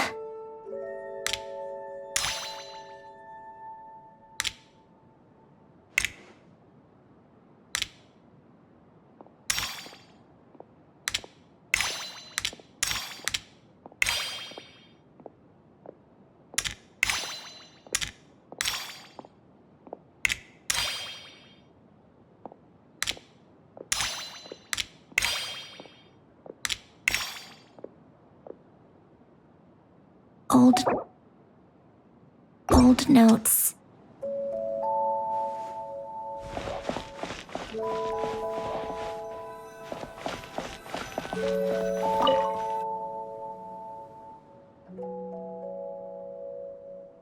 This was Elaine's workbench. Later on, of course, it became mine. It's where both Polonia and I were brought to life. Before Elaine was bedbound, this is where he would teach me about mechanics. I would sit and listen, chiming in with questions here and there. Later on, when he got too sick, I took over and would work on Polonia here. Wow! This house is filled with so many memories! It's so cozy and charming! You should have seen it in its prime, when people actually lived here. A lit fireplace, a steaming cup of coffee. That's the real deal. You know, we also used to have a mechanical piano that Elaine built. Ooh! How chic! Elaine never played it much. He probably wasn't able to at that point. But I managed to teach myself. Music theory is essentially math after all. Once you learn the patterns, it's not really that difficult. I loved perusing Helen's collection of classical music. The chords and harmonies felt like individual mathematical puzzles. It was fascinating, so I did some composing as well. But as Helen continued to deteriorate, even the sound of music began to grate on his nerves. So I got rid of the piano. Aww. Back then, I assumed a piano was like an ordinary clothing rack, commonplace in every home and easily replaceable. It was only after I left that I realized how hard a good piano is to find. Enough about that. Helen's gift should be just in here. The only things undisturbed before I left were a few of his personal belongings.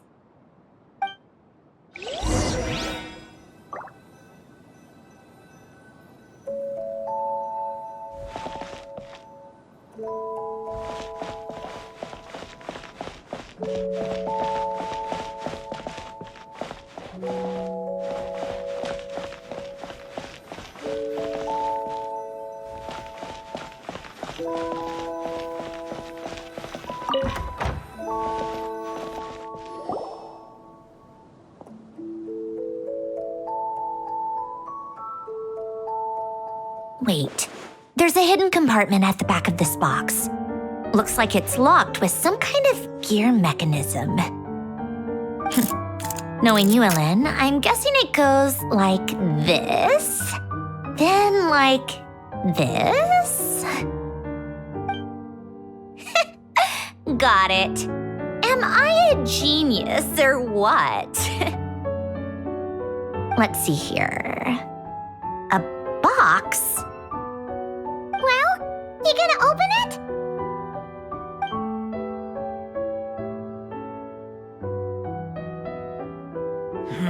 It's heavier than I was expecting. Just how much stuff is in here?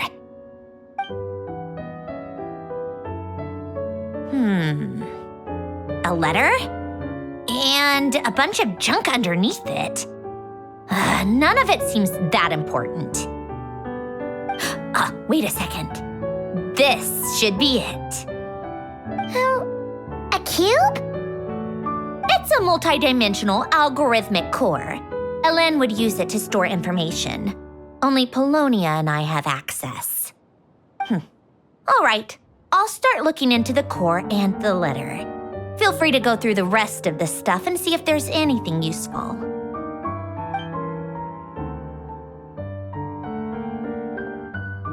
Okay. Hold on. There's another picture in here. This one has writing on the back. A snapshot of you playing among the plants shortly after you were born. You seem to like these flowers a lot. May you grow and flourish just as they do.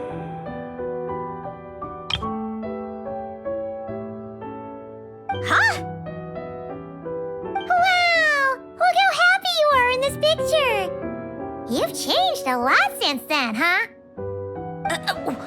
What's that supposed to mean? Just that you come off kind of aggressive sometimes. Or, annoyed at everyone around you? Well then, people should stop being so annoying. It's not like I'm the one with the problem. Of course not. Oh, here's something else. Looks like a piece of paper torn out from somewhere. Today, I solved another math puzzle and made a breakthrough on a construction problem the Institute has been stuck on for years. Am I a genius or what? No, wait, that's From now on, I should have people address me as Her Highness the Clockwork Princess, unraveler of all reason. Nope. No more of that. I thought I tore this page out. You wrote this? Then how did it get... Wait, there's more writing at the bottom. You seem to have developed a distaste for this particular entry, considering I found it in the trash. I'm sorry, but I could not help but hold on to it. Forgive me. Lynn! Don't be embarrassed. Everyone goes through a phase like that. Nonsense! I wasn't even the one who wrote that. It must have been Polonia. That's enough. I told you it was Polonia. You know what? We're done with this. No more rifling around in the box. Just put it down and let me read the letter. To my little clockwork princess. Oh, not another word. Got that? If you're reading this, You've most likely received the gift I left for you. I just hope you didn't stumble across all this while cleaning out my effects or something trivial like that. I once asked if there was something you wished for. Do you remember that? I wonder if time has changed your answer. Regardless, I have another gift. A formula that will allow you to come face to face with the anomaly inside of you. If you even still call her that. Why this gift? To understand that, allow me to wax poetic on the soul once again. I would ask you to stick with me until the end, but I know you will. You always have. I believe a person should be born twice over in their lifetime. First, there's the birth that grants us life. Then, the birth of the soul. It's a matter of transforming the life bestowed upon us into the life we choose for ourselves. And to do that, we must look inward. We must make a conscious choice to define the meaning of our life instead of allowing the happenstance of our existence to pass us by. This is the process of recognizing the soul that lives within us. You are my proudest masterpiece. I told you that long ago. But to me, you have never been a creation or a machine. To me, you're just like the rest of us. You have a heart. In fact, some theories think of the human brain as nothing more than a machine, and thought the product of its computations. So you see, perhaps we're not so different after all. Your inner machinery is just far more advanced than most. No matter how one looks at it, the heart is a complex thing, a place where logic and reason collide with our emotions. Your computational capacity allowed you to become sentient and develop logical reasoning. But it also granted you something that, on the surface, might seem contradictory. Emotion. Emotions and logic often clash with each other, and those instances of discord can accumulate over time. That is the source of what you refer to as the anomalies within you. As you told me once, you've always known what you don't want, yet you've never wished for anything in particular. Similar to how a blind person can feel when a part of their body is in pain without being able to fully visualize its form, such is your relationship with your soul. So, what I leave you now is this: a formula that will allow you to see the shape of your soul. For if you want to protect your heart, you must first be able to recognize it within yourself. of course, whether you use it is entirely up to you. You are, and always have been, free to do as you wish. Regardless, Whether by my formula or some other means, I trust you will know your heart one day. You always were a fast learner. And the smartest person I've ever known. Ellen. Oh. I'm fine. I've already figured out how this formula works. Let's get out of here and then we can use it. You made up your mind already? You're gonna do it? Why wouldn't I? Resolving the anomalies within my core is the reason I came here in the first place. No, I can do this on my own.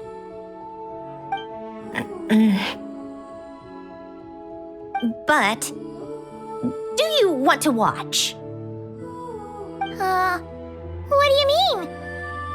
I already know what anomaly I need to resolve. Like Alen said, she's an amalgamation of all the times my logic algorithms have clashed with my emotions. And by resolve, you mean that literally, or...? Yes. But if you, let us in like that, wouldn't that mean letting us see a bunch of your, inner thoughts and secrets? If what Alen said is true, then I'm about to be, born anew, or whatever. This is your chance to be lucky enough to witness it. Besides, you already read my whole diary. When it comes to keeping my innermost thoughts to myself, well, I think that ship has sailed. You're really sure about this? How many times do I have to say it? I finally let you in as, friends, and you want to question it. I'm not gonna offer a second time. Enough with the mushy stuff. Just follow me.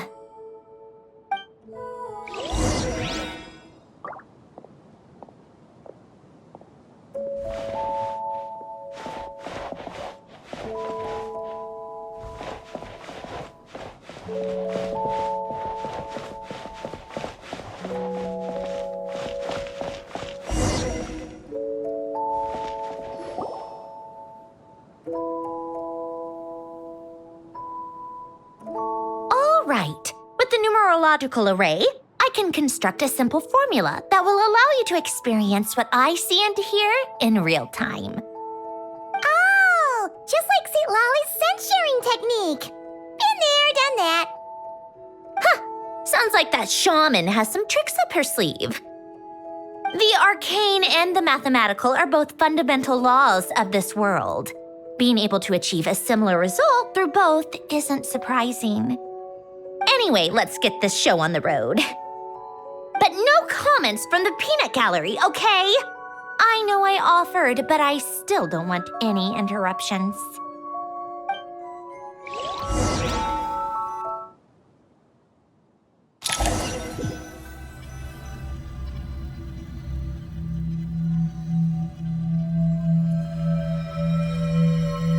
Is this my heart? No, it's probably just the result of Alen's formula. A space dedicated to resolving anomalies. Huh. But it looks like the walls are all... mirrors? You made it. About time. Is that me? From the past? You just spoke of anomalies. Well, here I am. What happens when emotion contradicts reason? Shall we sit down and talk?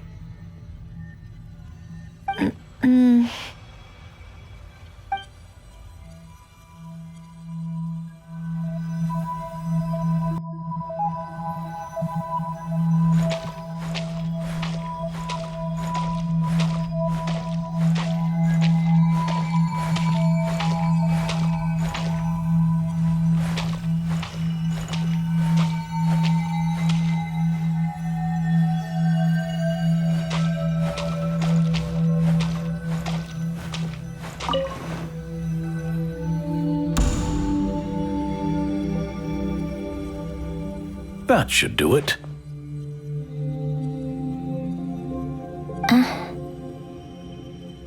Hello? My name is Alain Guillotin. Can you hear me? Brings back memories, doesn't it? The time we spent here. Here, I want you to have this. A notebook? You can use it to write things down. I don't need to write things down. I have unlimited memory. Even so, some things are more important than others, right? You can use it to write about the things that matter. So you wish me to carry out a basic priority sorting operation? I suppose you can think of it like that for now. But journaling is also an act of finding oneself. Much like we use wooden stakes to guide a plant to grow in a certain manner, what we choose to write down gives the soul much-needed direction. In the act of choosing what to forget and what to hold on to, we decide what kind of person we want to become. I don't understand. Like I said earlier, I don't need something like this. This is where we were born, where our life began. Mornings of tending to the garden, afternoons spent cleaning, reading, or studying, evenings of cozying up by the fire, listening to Alain share stories about his past. Alain. What is it? What are you drinking? Oh, this? It's coffee. It, makes me more productive. I want to try it. Oh, okay. Here.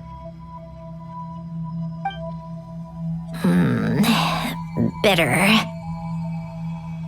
Speaking of, why did you design me with senses? Taste, smell, touch. Well, I'm not quite sure. It just felt like the right thing to do. I suppose I hoped you might have a life of your own one day, and that you deserve to experience all life has to offer. Oh. Still bitter.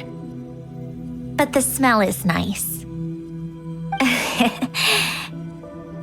I thought those peaceful days would go on forever. You know that's not possible. Maybe. But how was I supposed to know the end was just around the corner? That was just bad luck. Was it? Well, it certainly became a pattern, now didn't it?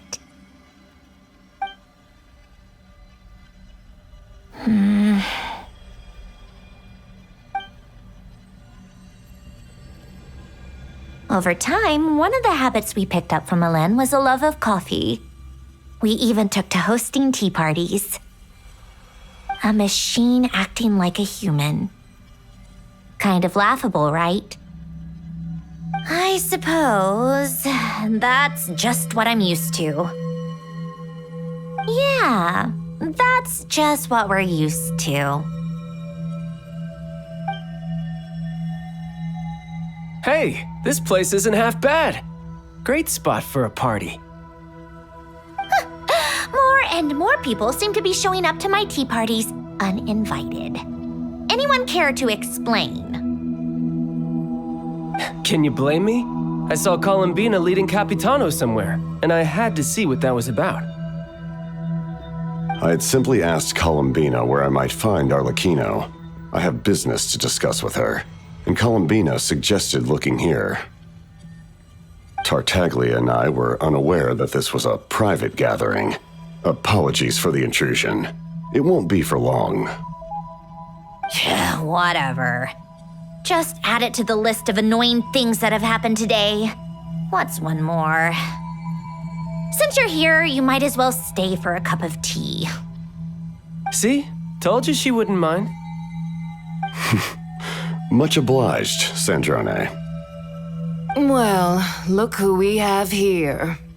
Good thing I brought extra desserts. This has turned into quite the occasion. Capitano, I was just about to go find you. Pardon the intrusion. Rest assured, I won't sully your gathering with talk of work. We can have our discussion later. Spoken like a true gentleman. A certain unmannered 11th seat could learn a thing or two. You know, you really should start being nicer to me, Rosaline. Or I might just snatch that 8th seat right out from under you. I'd like to see you try. If you're gonna fight, take it outside. The only mess I plan on cleaning up is tea-related. I still don't understand how our quiet afternoon turned into such a crowded gathering. One by one, people just kept barging in. And then, one by one, they left without a word. Yeah, pretty annoying, huh?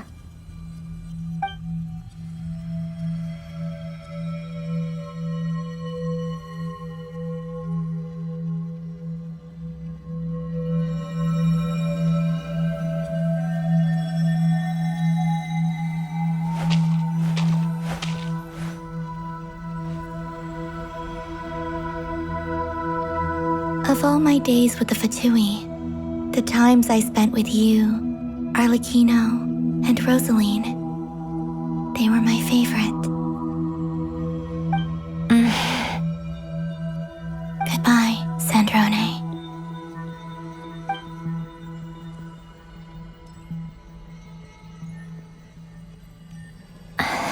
Don't go, Columbina.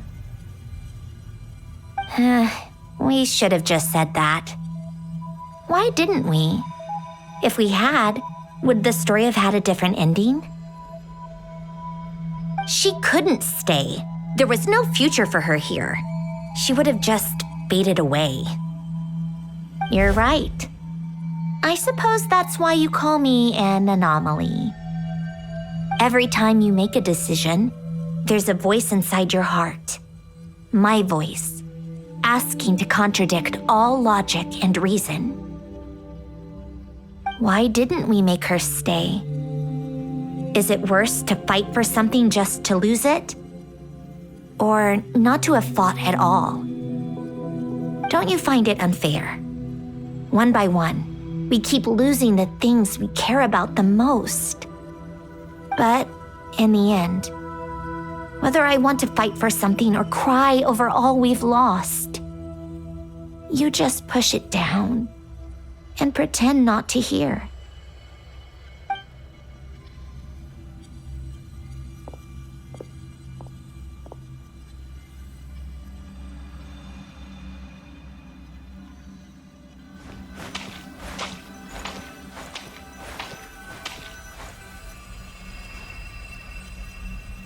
And now, even Polonia, the other half of Elend's legacy, the last remaining member of our family.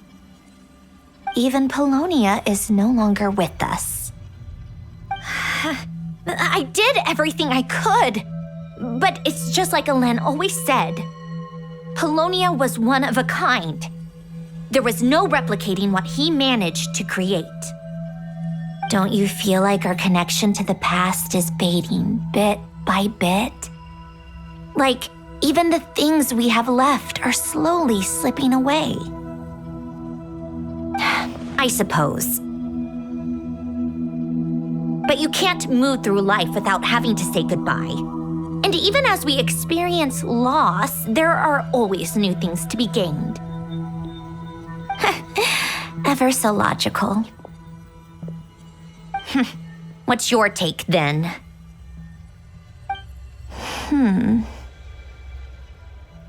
It feels like the more I care about something, the faster the world takes it away. It sounds so stupid, but I can't help it. That's the hand life has dealt me time and time again. Why even fight for something that's just going to be lost in the end? Better to never have had it at all. Better if it would all just disappear. Dark, I know. But the heart wants what it wants. Maybe the stellar linchpin appeared because of me. Because of what I wish for.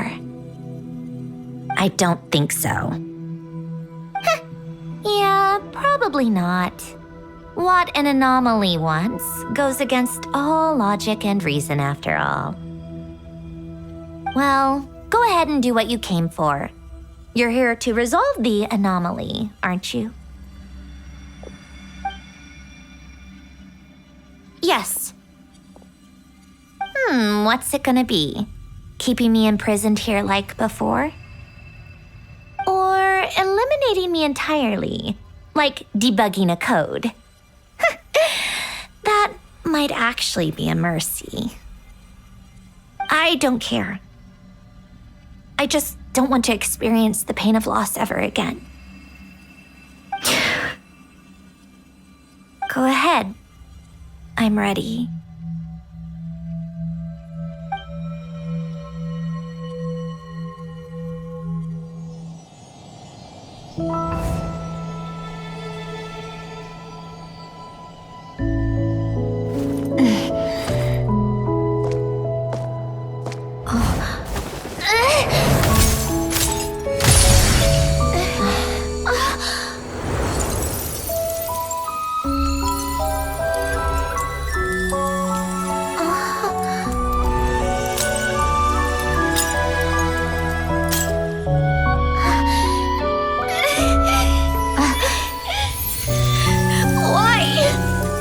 Why do we keep losing everything we care about?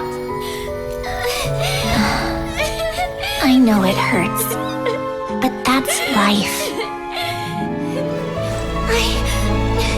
I wish... I know. I've always known. Because we've been one all along.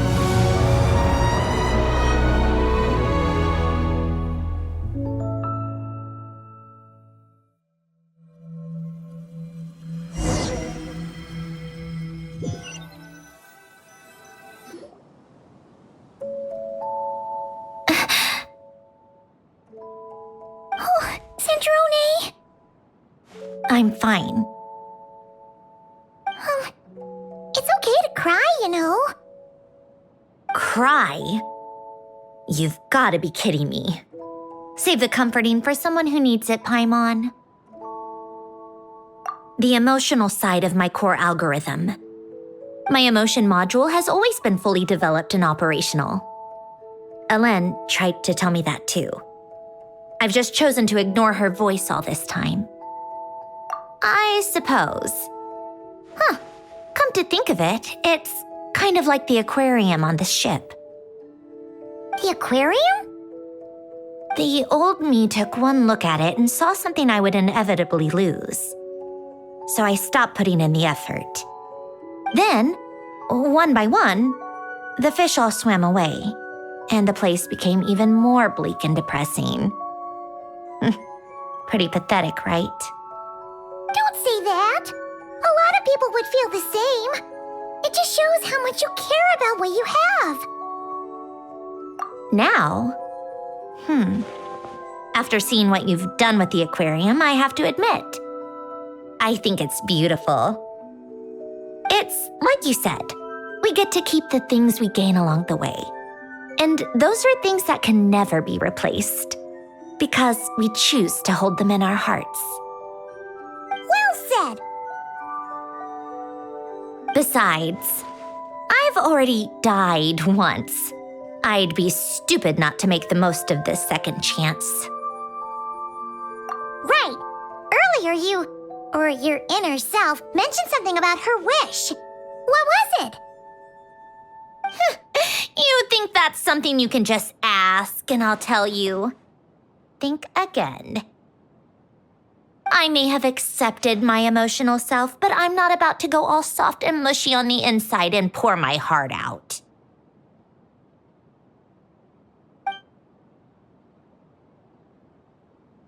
That said, taking a step in the right direction couldn't hurt. Starting with cleaning some old aquarium tanks of my own. Huh? Metaphorically speaking, I mean. Come on, let's head back to the ship. I need to talk to that shaman.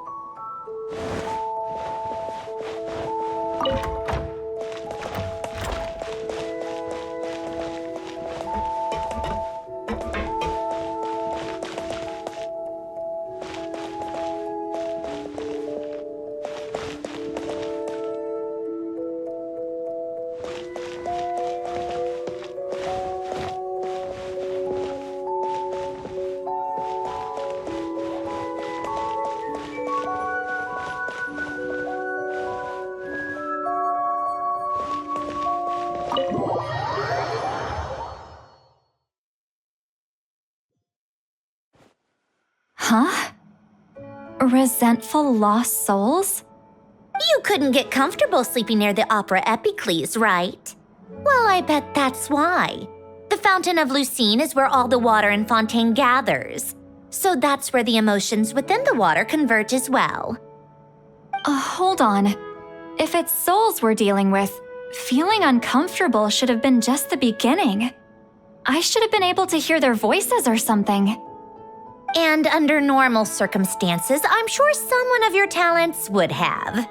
The problem is, these souls are no longer complete. Remind me how they ended up like that again? You mentioned something about them being split apart? Yes, it's called soul severing. Renee of the Nartsitzenkreuz Ordo came up with it.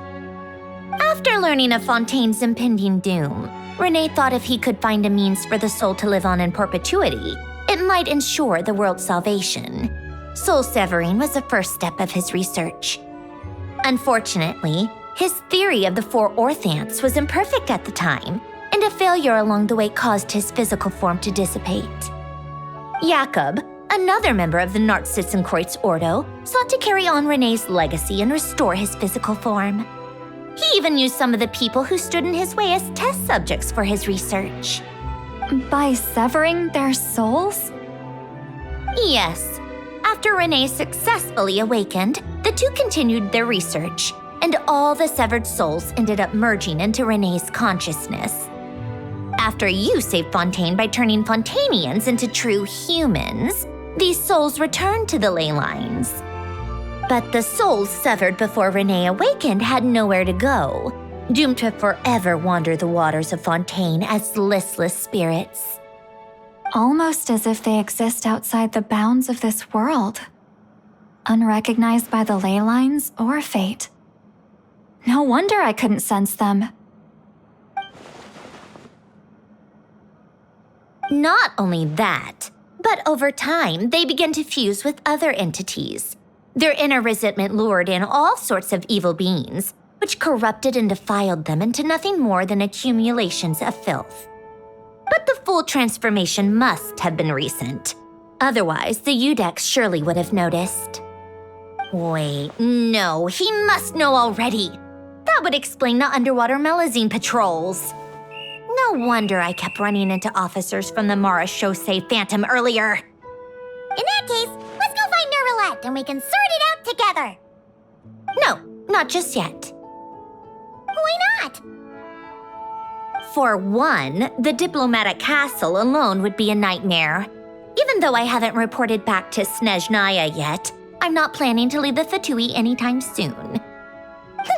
Besides, with me here, success is a done deal. Involving other people would just complicate things. All I need is for Miss Citlali to help pinpoint the location of this monstrosity. Think you can do it? With my eyes closed. This is what I do. I'm a lot better at it than manning a desk, at least. But, how exactly do you plan on resolving this soul stuff? Even to me, there's no obvious answer. Seems pretty complicated, all things considered. Just trust me. I have the perfect solution.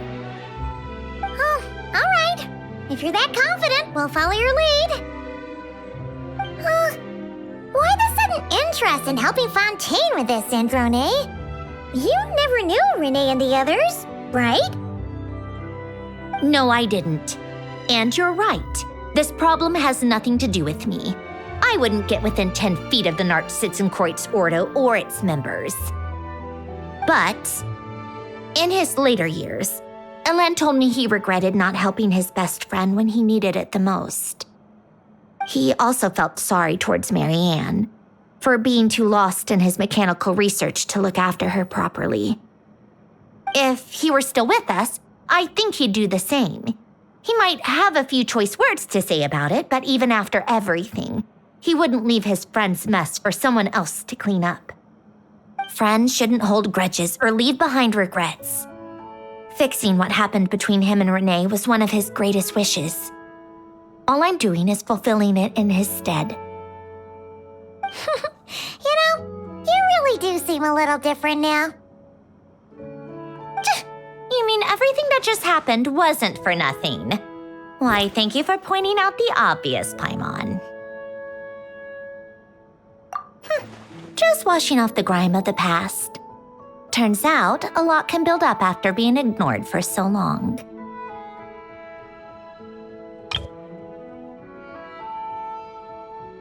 What's this about aquarium tanks all of a sudden? They go off on some grand adventure and what? Now they have their own private code? Stupid. All right then, citlali. Tracking this thing down is up to you. Huh? Oh, right. No problem. You got this, Granny Eatsley! You! Come with me to Hotel de Boer for a drink. Right now. Why? Because I said so!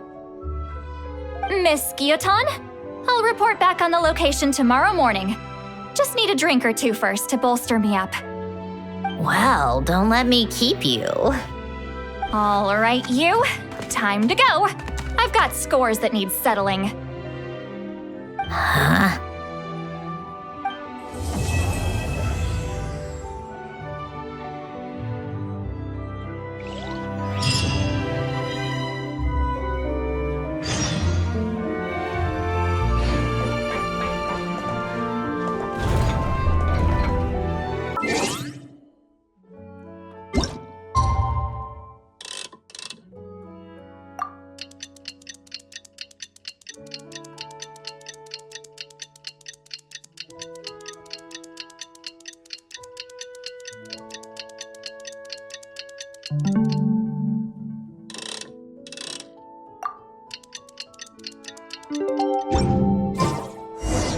Time to meet up with Sandrone! Wonder if citlali was able to pinpoint the location.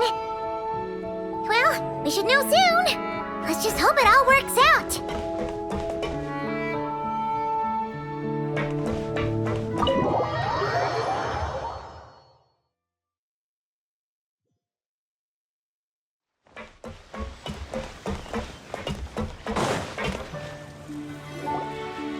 Citlali sure drank a lot last night, huh?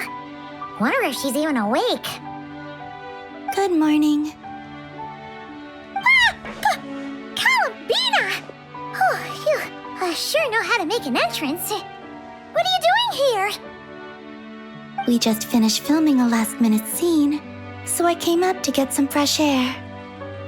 The others are still down below discussing what the final scene should be. You mean, how it should end? Yes, they're torn between whether the heroine should reunite with her old friend or not. Ah, because the whole point is that she came to her friend's homeland to search for her, right? Oh, Paimon almost forgot the plot! Yes. Director Farina and Miss Chiori think a tragic ending where the two never meet would be more poignant. But Director Xavier thinks having the two reunite would make for a more touching and heartwarming ending. Me? I'm not sure. On a personal level, of course I want to see her again. Of course I want to experience that moment where we reunite, even if it's just for the cameras. But that means an actor would have to take her place, and that makes me feel... Oh. Huh? Yeah, don't look so worried. Making a film is supposed to be fun. Besides, it's all gonna work out. You can trust Paimon on that. Work out? How? Well, you know. Yep, exactly. Okay, I trust you. I'll just focus on having fun for now. Well, look who we have here. Traveler and Paimon. Oh, the lighting specialist and clapper loader that never were. Yeah. We kinda went AWOL, didn't we? Sorry about that. Seriously, don't worry about it. Everything's going smoothly on our end, so just do what you need to do. You seem to be in better spirits now, Miss Columbina. I apologize if our earlier discussion put you on the spot. It's okay. I'm fine now. The Traveler and Paimon talked me through it. So, what are your thoughts on the ending then? Should we have them reunite or not? We should tie everything up in bows. Huh?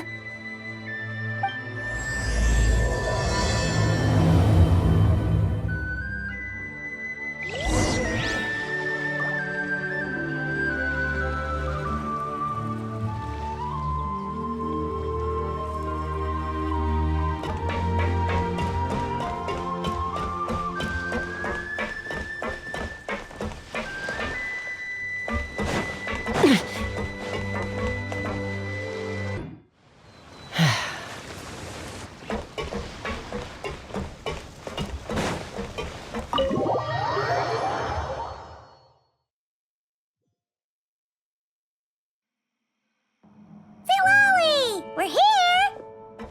Oh, right on time. Well, yeah. We weren't the ones who drank our weight in alcohol yesterday. What? Are you suggesting Granny can't handle her liquor? It takes a lot more than that to get me drunk. Really? 'Cause, you stopped making sense after a while. Did I? Huh. News to me. I didn't say anything too crazy, I hope. Let's see.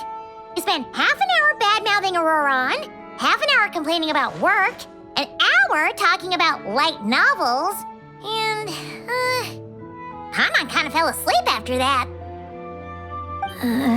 Are they gone? Oh, the crew? Yeah, we bumped into them on the deck, but they just left. Wait, but now that everything with your core is sorted out, what's stopping you from seeing Columbina? She misses you a lot. I just want to deal with this mess first. Besides, this is a perfect chance to make her jump for once. I have to plan it out more. But enough about that. Were you able to pinpoint the location of our target? Of course! When Granny Eatsley promises something, she delivers. Great, let's see. The Morte region. Wait, this is the Tower of Gestalt. The place the souls were severed. Is that the source of the resentment? Or is it the Narcissism Ordo in general? Let me come with. This thing's movement isn't fixed. If it's not at this location when we get there, I can use a ritual to summon it. You've already gone to more than enough trouble. I don't mind. These old bones have nothing better to do anyway. Summoning a spirit isn't going to do me in. Besides, if I don't go, they'll just have more inside jokes I can't join in on. All right then. I appreciate it. Ha! There's no time to lose. Let's head out!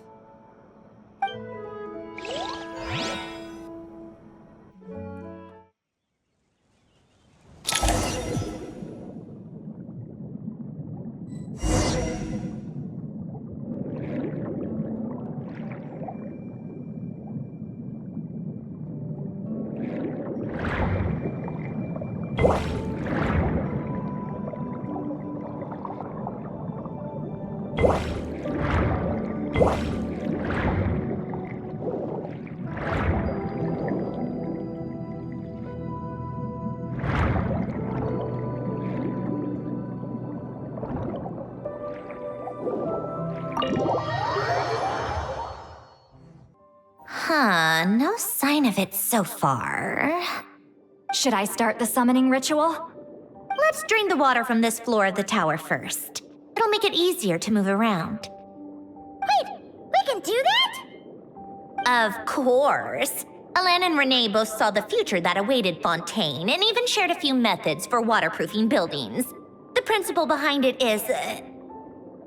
not important. Just unlock the mechanisms in the order I tell you.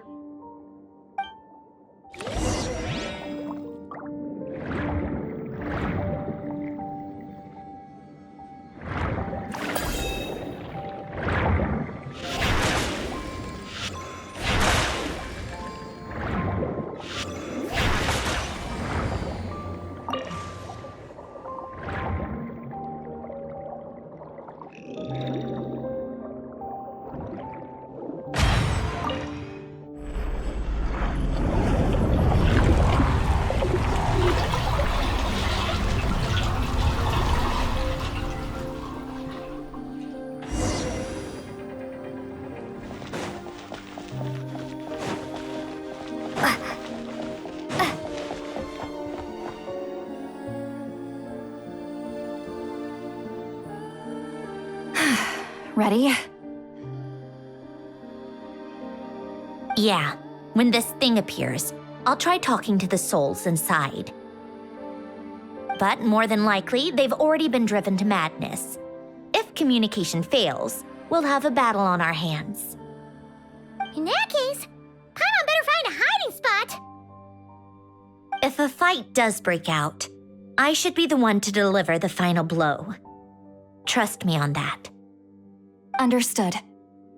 All right, I need quiet. Wandering spirits drifting along the tides. Hear me now. Broken souls, silenced, torn apart and forsaken. Follow the traces of the past and return to us. Let resentment recognize resentment. Let vile entities be drawn together. And in this place, take form once more.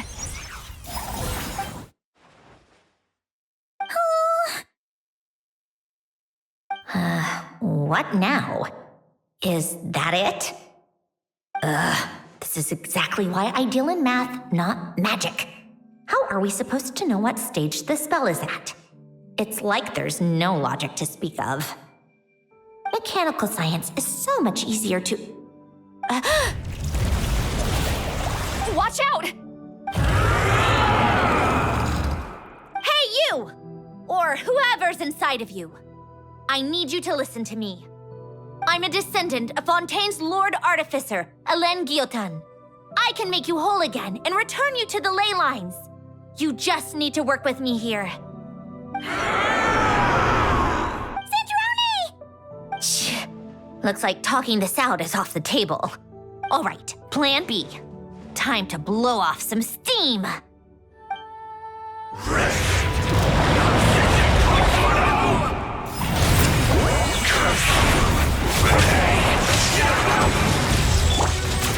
You're cursing out the wrong person! I didn't...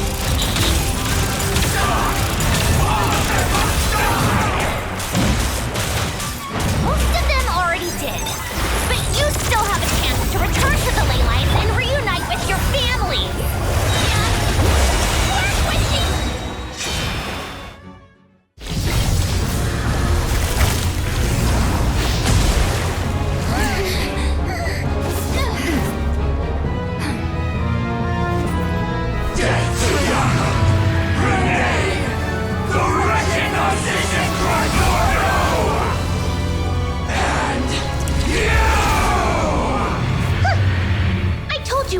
like them.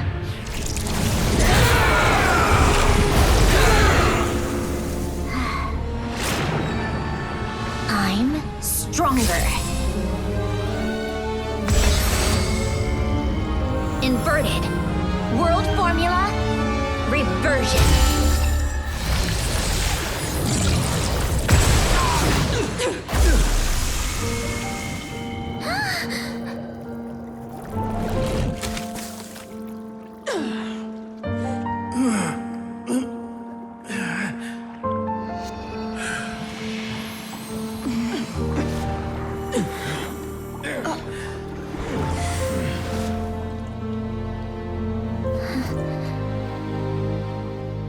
Be at peace among the tides. Lost souls. Is it over? Yep, told you it'd be a piece of cake. How did you do that back there? That creature was nothing special. Add a bunch of souls with nowhere to go, a touch of malicious energy, a few impurities, and a whole lot of resentment, and that's what you get. All I did was separate the original souls from the rest of the filth, allowing them to be accepted by the current rules of the world. The principle behind the world formula is divergence. Starting from a point of origin, it deconstructs and reconstructs the possibilities of the world to find certain answers. So, it would follow that reverse calculating the world formula allows us to achieve convergence and restoration instead. Using a numerological array, I was able to do just that. It's similar to the concept of homological reduction in mathematics. I reduced them to the basic fundamental essence of their being without changing their underlying nature. That meant... never mind. Judging by all the blank stares, I'm guessing you don't actually care. I think I finally understand how Outlanders feel when I ramble on about shaman stuff. Point is, it was super impressive! You really are amazing, Sandrone! You're just realizing that now? Ahem. Enough about that. We should get going. I'll go reset the mechanisms inside the tower. See you back on land.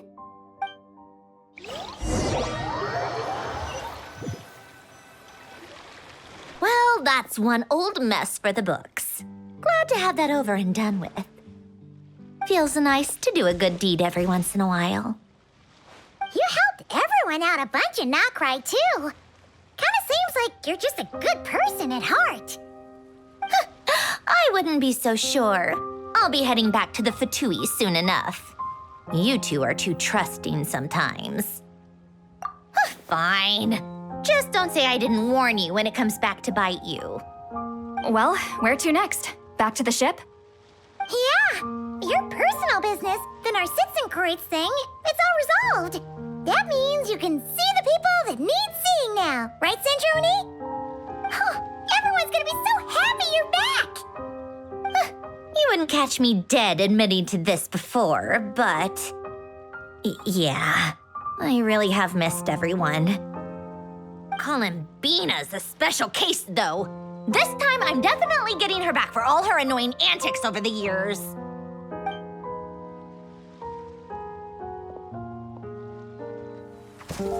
She'll sense me coming from a mile off. How am I gonna...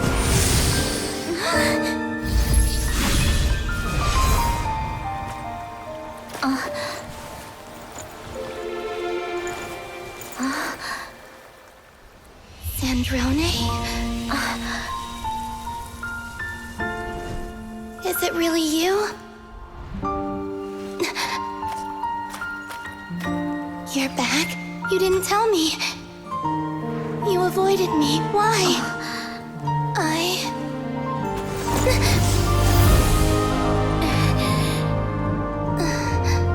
Sandrone? Now we're even. I missed you so much. That makes one of us, idiot. I'm here, Columbina.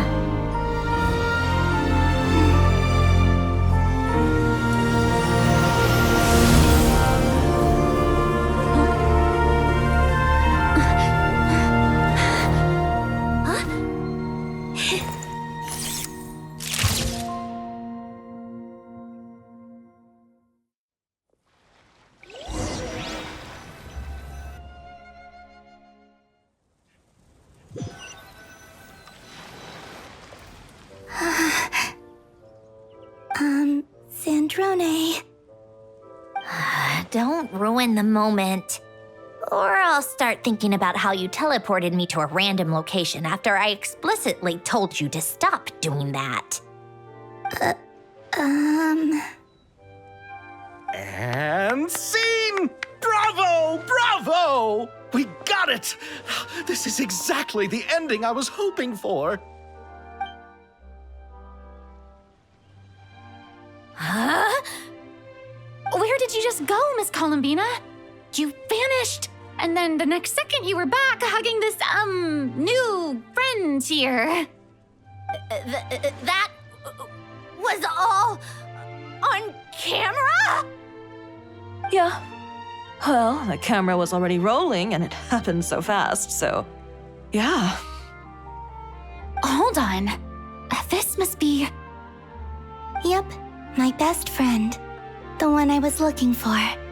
I never thought I'd actually get to see her again. I'm just so happy. Plus, the film got a happy ending too. It's all thanks to you, Sandrone. Sandrone? You couldn't stop being annoying for 1 second? Columbina!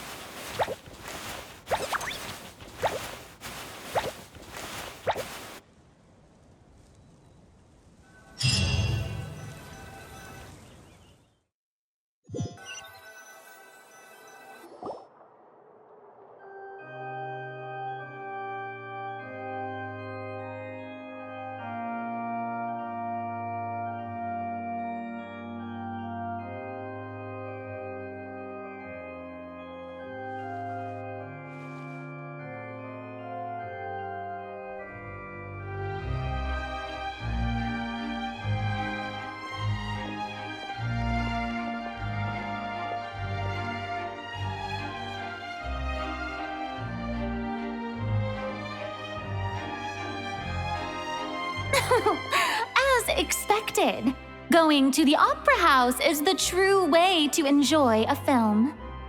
You get to see the audience's reaction in real time, too. The ending seemed to be received quite well. I can't believe you let us include that in the final cut, Sandrone! You even agreed to help us reshoot a couple of shots. Thanks a million. Most of it was caught on camera already, so it's not like I had much of a choice. Besides, the film I'm in is going to be anything less than perfect. What are you laughing at? Nothing. It was just interesting to see us on screen together. I'm glad this moment is going to be preserved forever. Just a pity we didn't take home the Farina Award this time around. Well, artistic films can rarely compete with commercial ones. You should have prepared yourself for this the minute you changed the script. True. Oh, did I hear someone mention the Farina Award? Come on, don't gloat. I won't. Our crew winning the Farina Award was a team effort after all. Costume design, script adaptation. Ooh, and the practical effects were so realistic. The flames and explosions even made me jump while we were filming. A lot of the effects were based on actual items the Special Patrol confiscated from criminals. Who knew they'd serve another purpose, right? But it turned out amazing! Really brought the thrilling scenes from the novel to life. Fontaine's film industry is seriously impressive. Which film did you vote for, citlali? Isn't it obvious? Great Detective Herlock, of course! That's the whole reason I'm here! You all should be proud, though. A lot of critics are saying really good things about your film, too. Longing and loss, searching for something even after it's gone. It's a film that makes you think about life and how important it is to explore those themes. Well, that is what the art of storytelling is for. Watching a film with friends is so much fun! There's so much to talk about! Ooh, let's throw a celebration later then. We're all old friends. Oh, we could find a place and chat to our heart's content. How about the Winglet? That's perfect! Friends and family are more than welcome too. So if you want to bring people, don't be shy. You all can head over first and make yourselves at home. I'll bring over some refreshments in a bit. I just have one more stop to make first. Can I come? Fine. Not like you'd listen if I tried to stop you.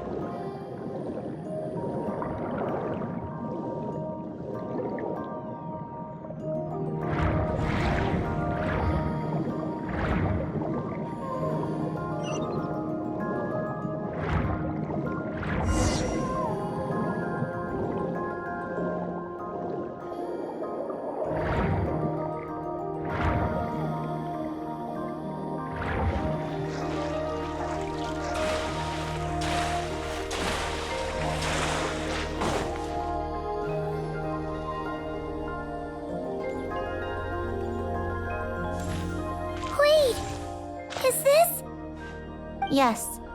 Here lies Lord Artificer, Elaine Gaeltan. This is his grave. Oh. I'm sorry, Ellen.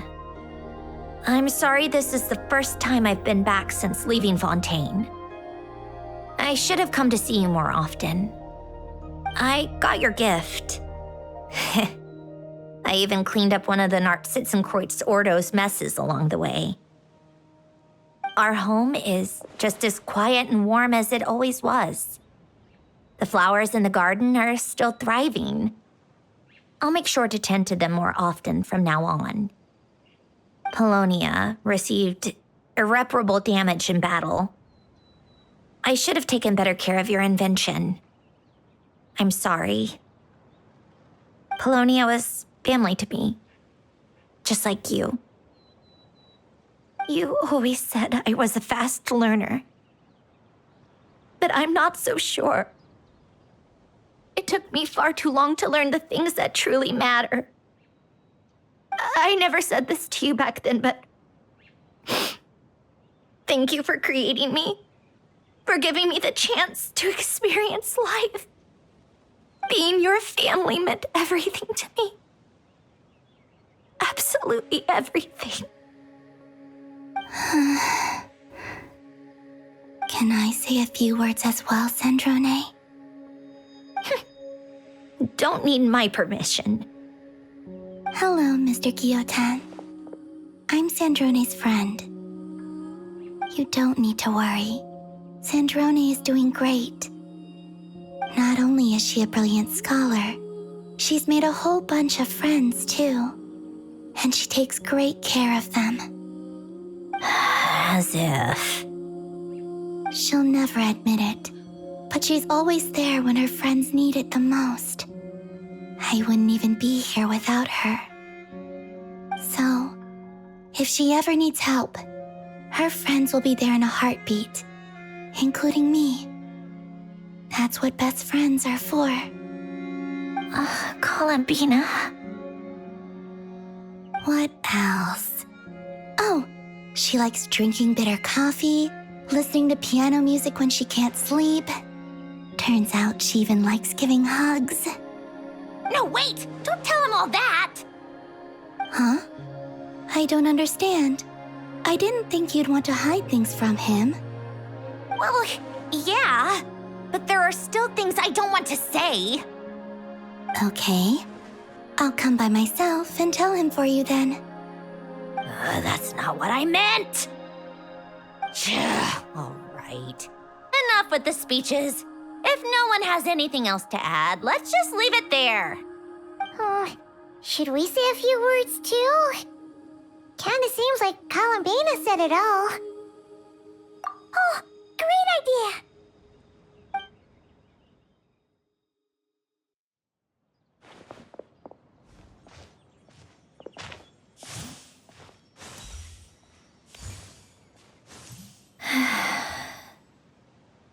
Goodbye, Ellen.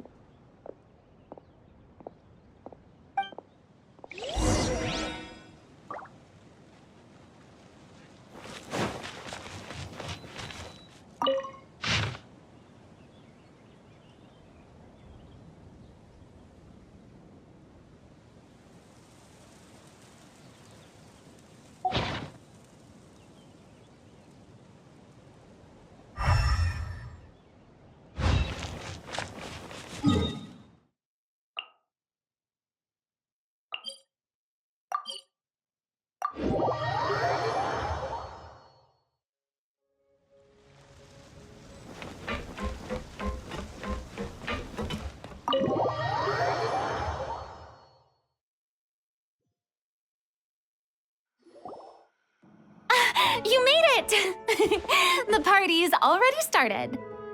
Oh, but, you didn't bring anyone else along? I thought you headed out to invite some friends. We did invite a friend, actually. She'll be here soon. She's even bringing some desserts to have over tea. You should join us later, Miss Farina.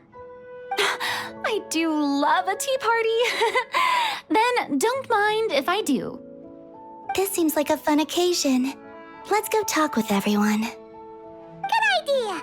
We'll introduce you to all our old friends.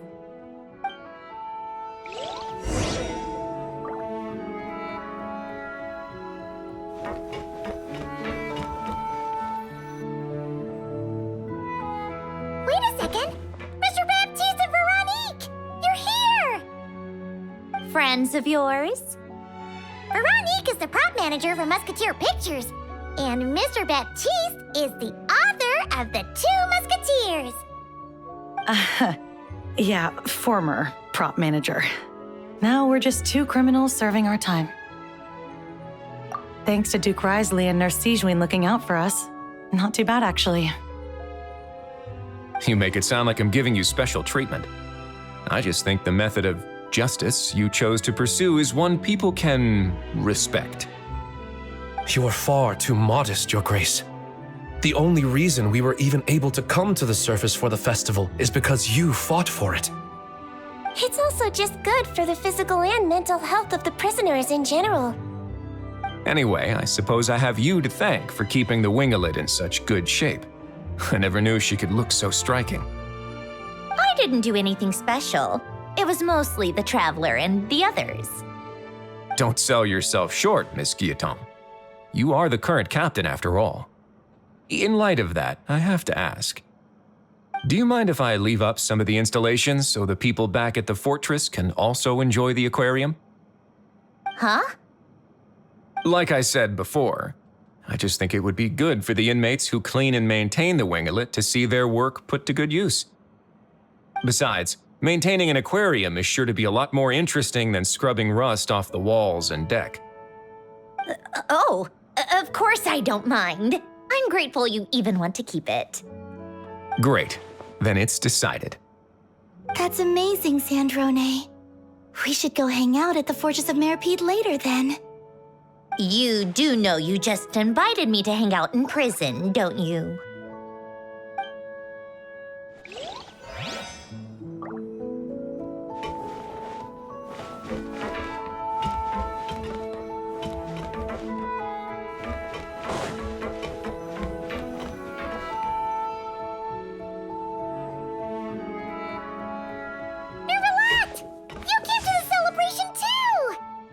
Yes. I can only hope my presence does not make anyone ill at ease. Who's this? All right! This is Nervalette, the Udex of Fontaine. And this is Columbina and Sandrone. Greetings. Hello. These two must be the Fatus and former Fatus related to the recent incident in Nodcry. I read about them in the diplomatic report. The Udex? dragon that cries a lot. Oh, well. Jeez, Columbina. That's your takeaway from all those Fatui meetings? Seriously? Is that truly how I'm portrayed in the Fatui's intelligence? You must put a lot of people in prison then. Well, it would be more accurate to say I pass judgment on their crimes. All trials in Fontaine strive for fairness and justice, so as to avoid imprisoning the innocent. So, only the people who deserve it get sent to prison.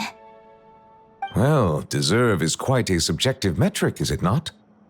At the very least, I can promise that in every trial over which I preside, I make every effort to deliver a fair verdict.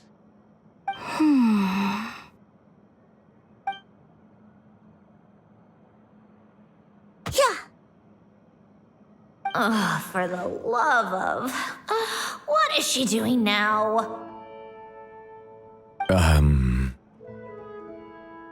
You seem like a good dragon.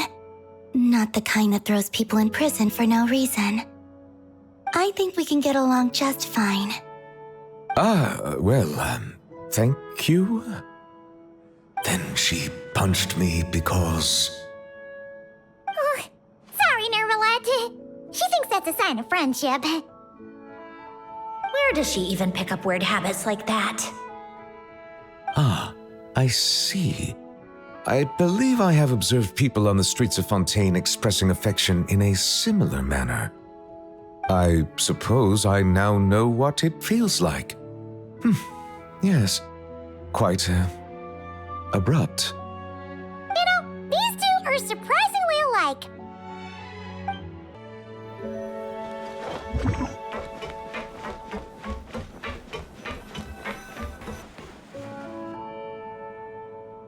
Granny Eatsley, you're really not going to let us borrow these cute little stuffed toys for our magic show?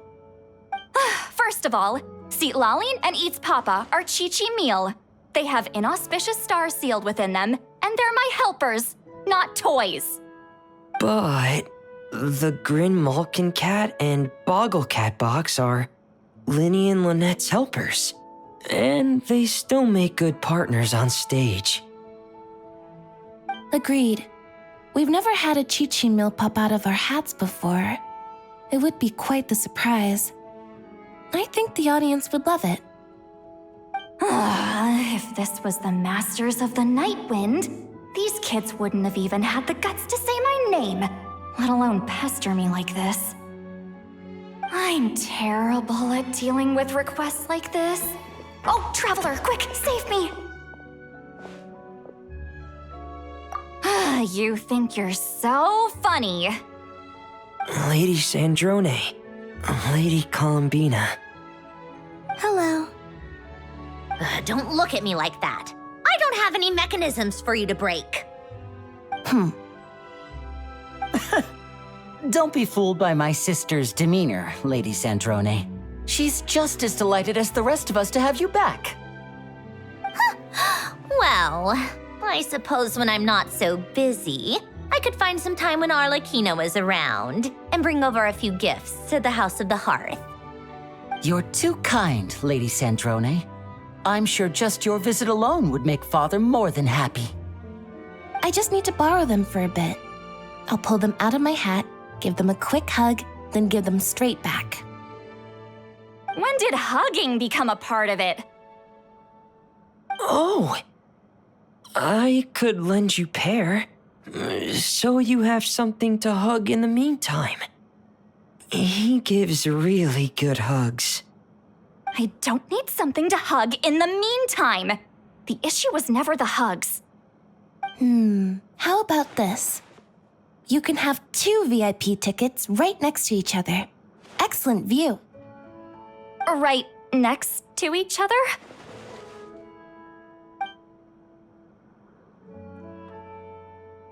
Yep, super quiet. No one will bother you. I'm sure you'll have a great time. Fine.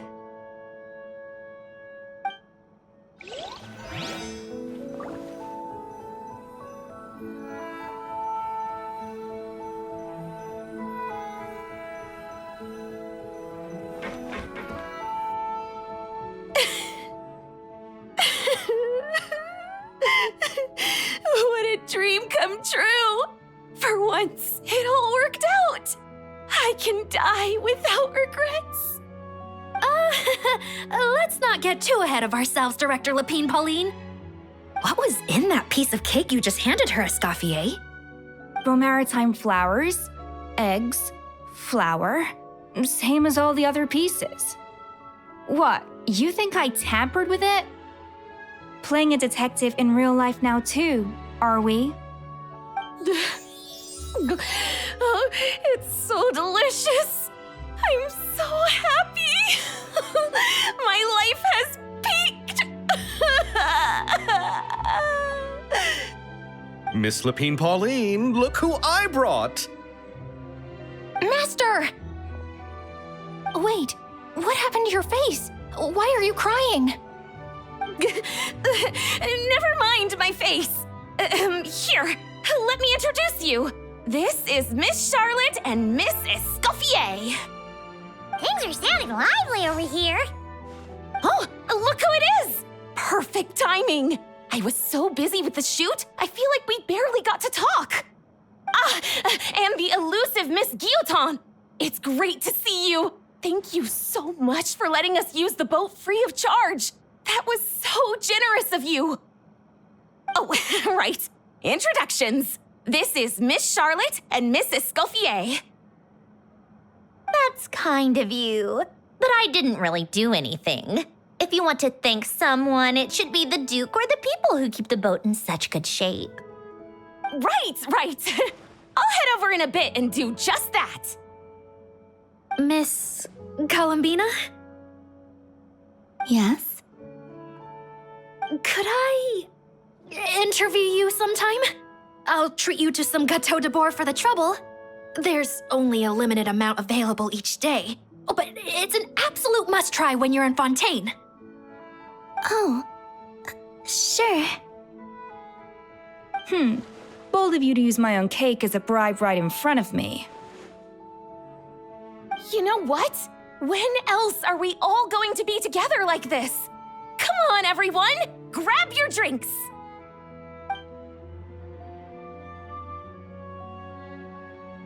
Are we going to toast? Yup! Come on!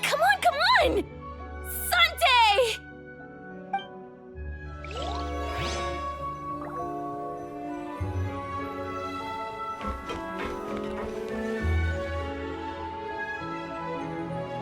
You made it. Sorry for starting the celebrations without you. No worries at all. We're just glad everyone's having such a great time. Oh, right. You've probably seen them around already, but let us introduce you for real. This is... Miss Columbina and Miss Guillotin, right? Oh, we saw the film you were in. It was so touching. Yep. This one started bawling her eyes out right next to me in the theater. I know. I didn't bring nearly enough tissues. Thanks. We saw your film too. I memorized all your names. Oh, guess we can skip the introductions then. Our effects were pretty over the top, right? Some of the extras in the big scenes were actual members of the Spina di Rosula. So basically, your contribution was creating realistic-looking chaos. That wasn't the only realistic aspect. Miss Chevres and Miss Emily were also kind enough to lend their expertise on criminal investigations and forensics. Oh, it was nothing. I was just honored to take part and help out. Wow! No wonder your film turned out so good. You basically had an expert in every field. Talk about a stacked crew. Oh, speaking of, want to join in on a round of tabletop troupe later, Miss Columbina and Miss Guillotin? I mean, what better place for a party than a party? Here we go again. That sounds interesting. Yes, persuasion successful. What about you, Miss Guillotin? I guess one round couldn't hurt. Critical success!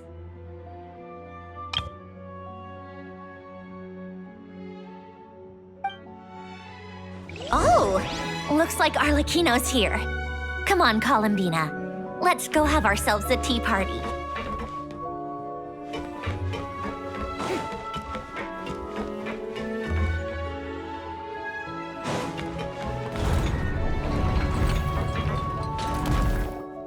Well, it's been quite some time since the three of us gathered to drink tea like this.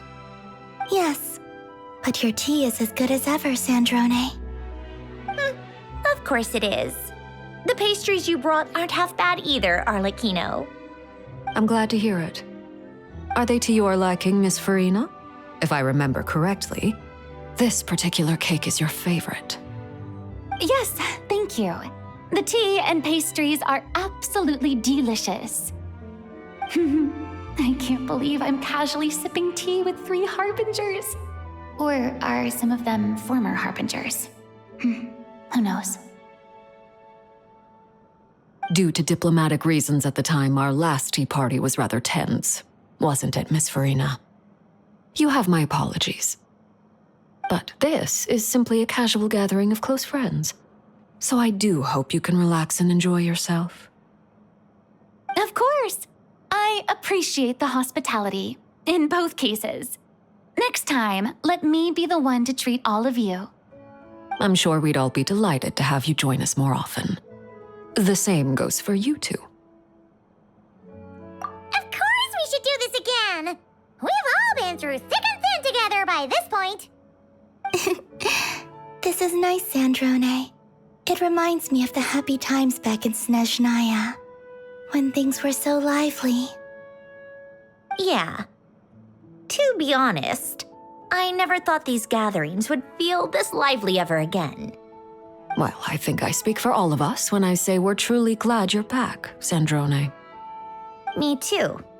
I've realized that holding on to what matters doesn't just mean protecting what you already have. By reaching out and striving for something new, you can gain much more than you think. No, that certainly doesn't sound like something the old you would say.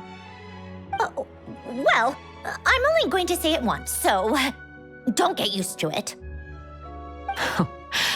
Who knows? Perhaps your tea parties will only get livelier from here on out. Once you return to the Fatui, we'll have more opportunities to keep in touch in any case. I want to spend more time together too, but I don't want to go back to the Fatui. Well, Notcry isn't too far from Snezhnograd. It shouldn't be hard to find a place where we can all get together. Oh, and then I can sing for you, or put on some of your favorite music, just like the old days. Speaking of music, I spotted a mechanical piano below deck. Is it yours, Miss Guillotin? Yes. Reclaimed, I suppose you could say. Why don't you play something for us? Huh? In front of all these people? Yes, why not? You play so well. Yeah, come on! Just a little, please? For the love of... Fine! One piece, and that's it.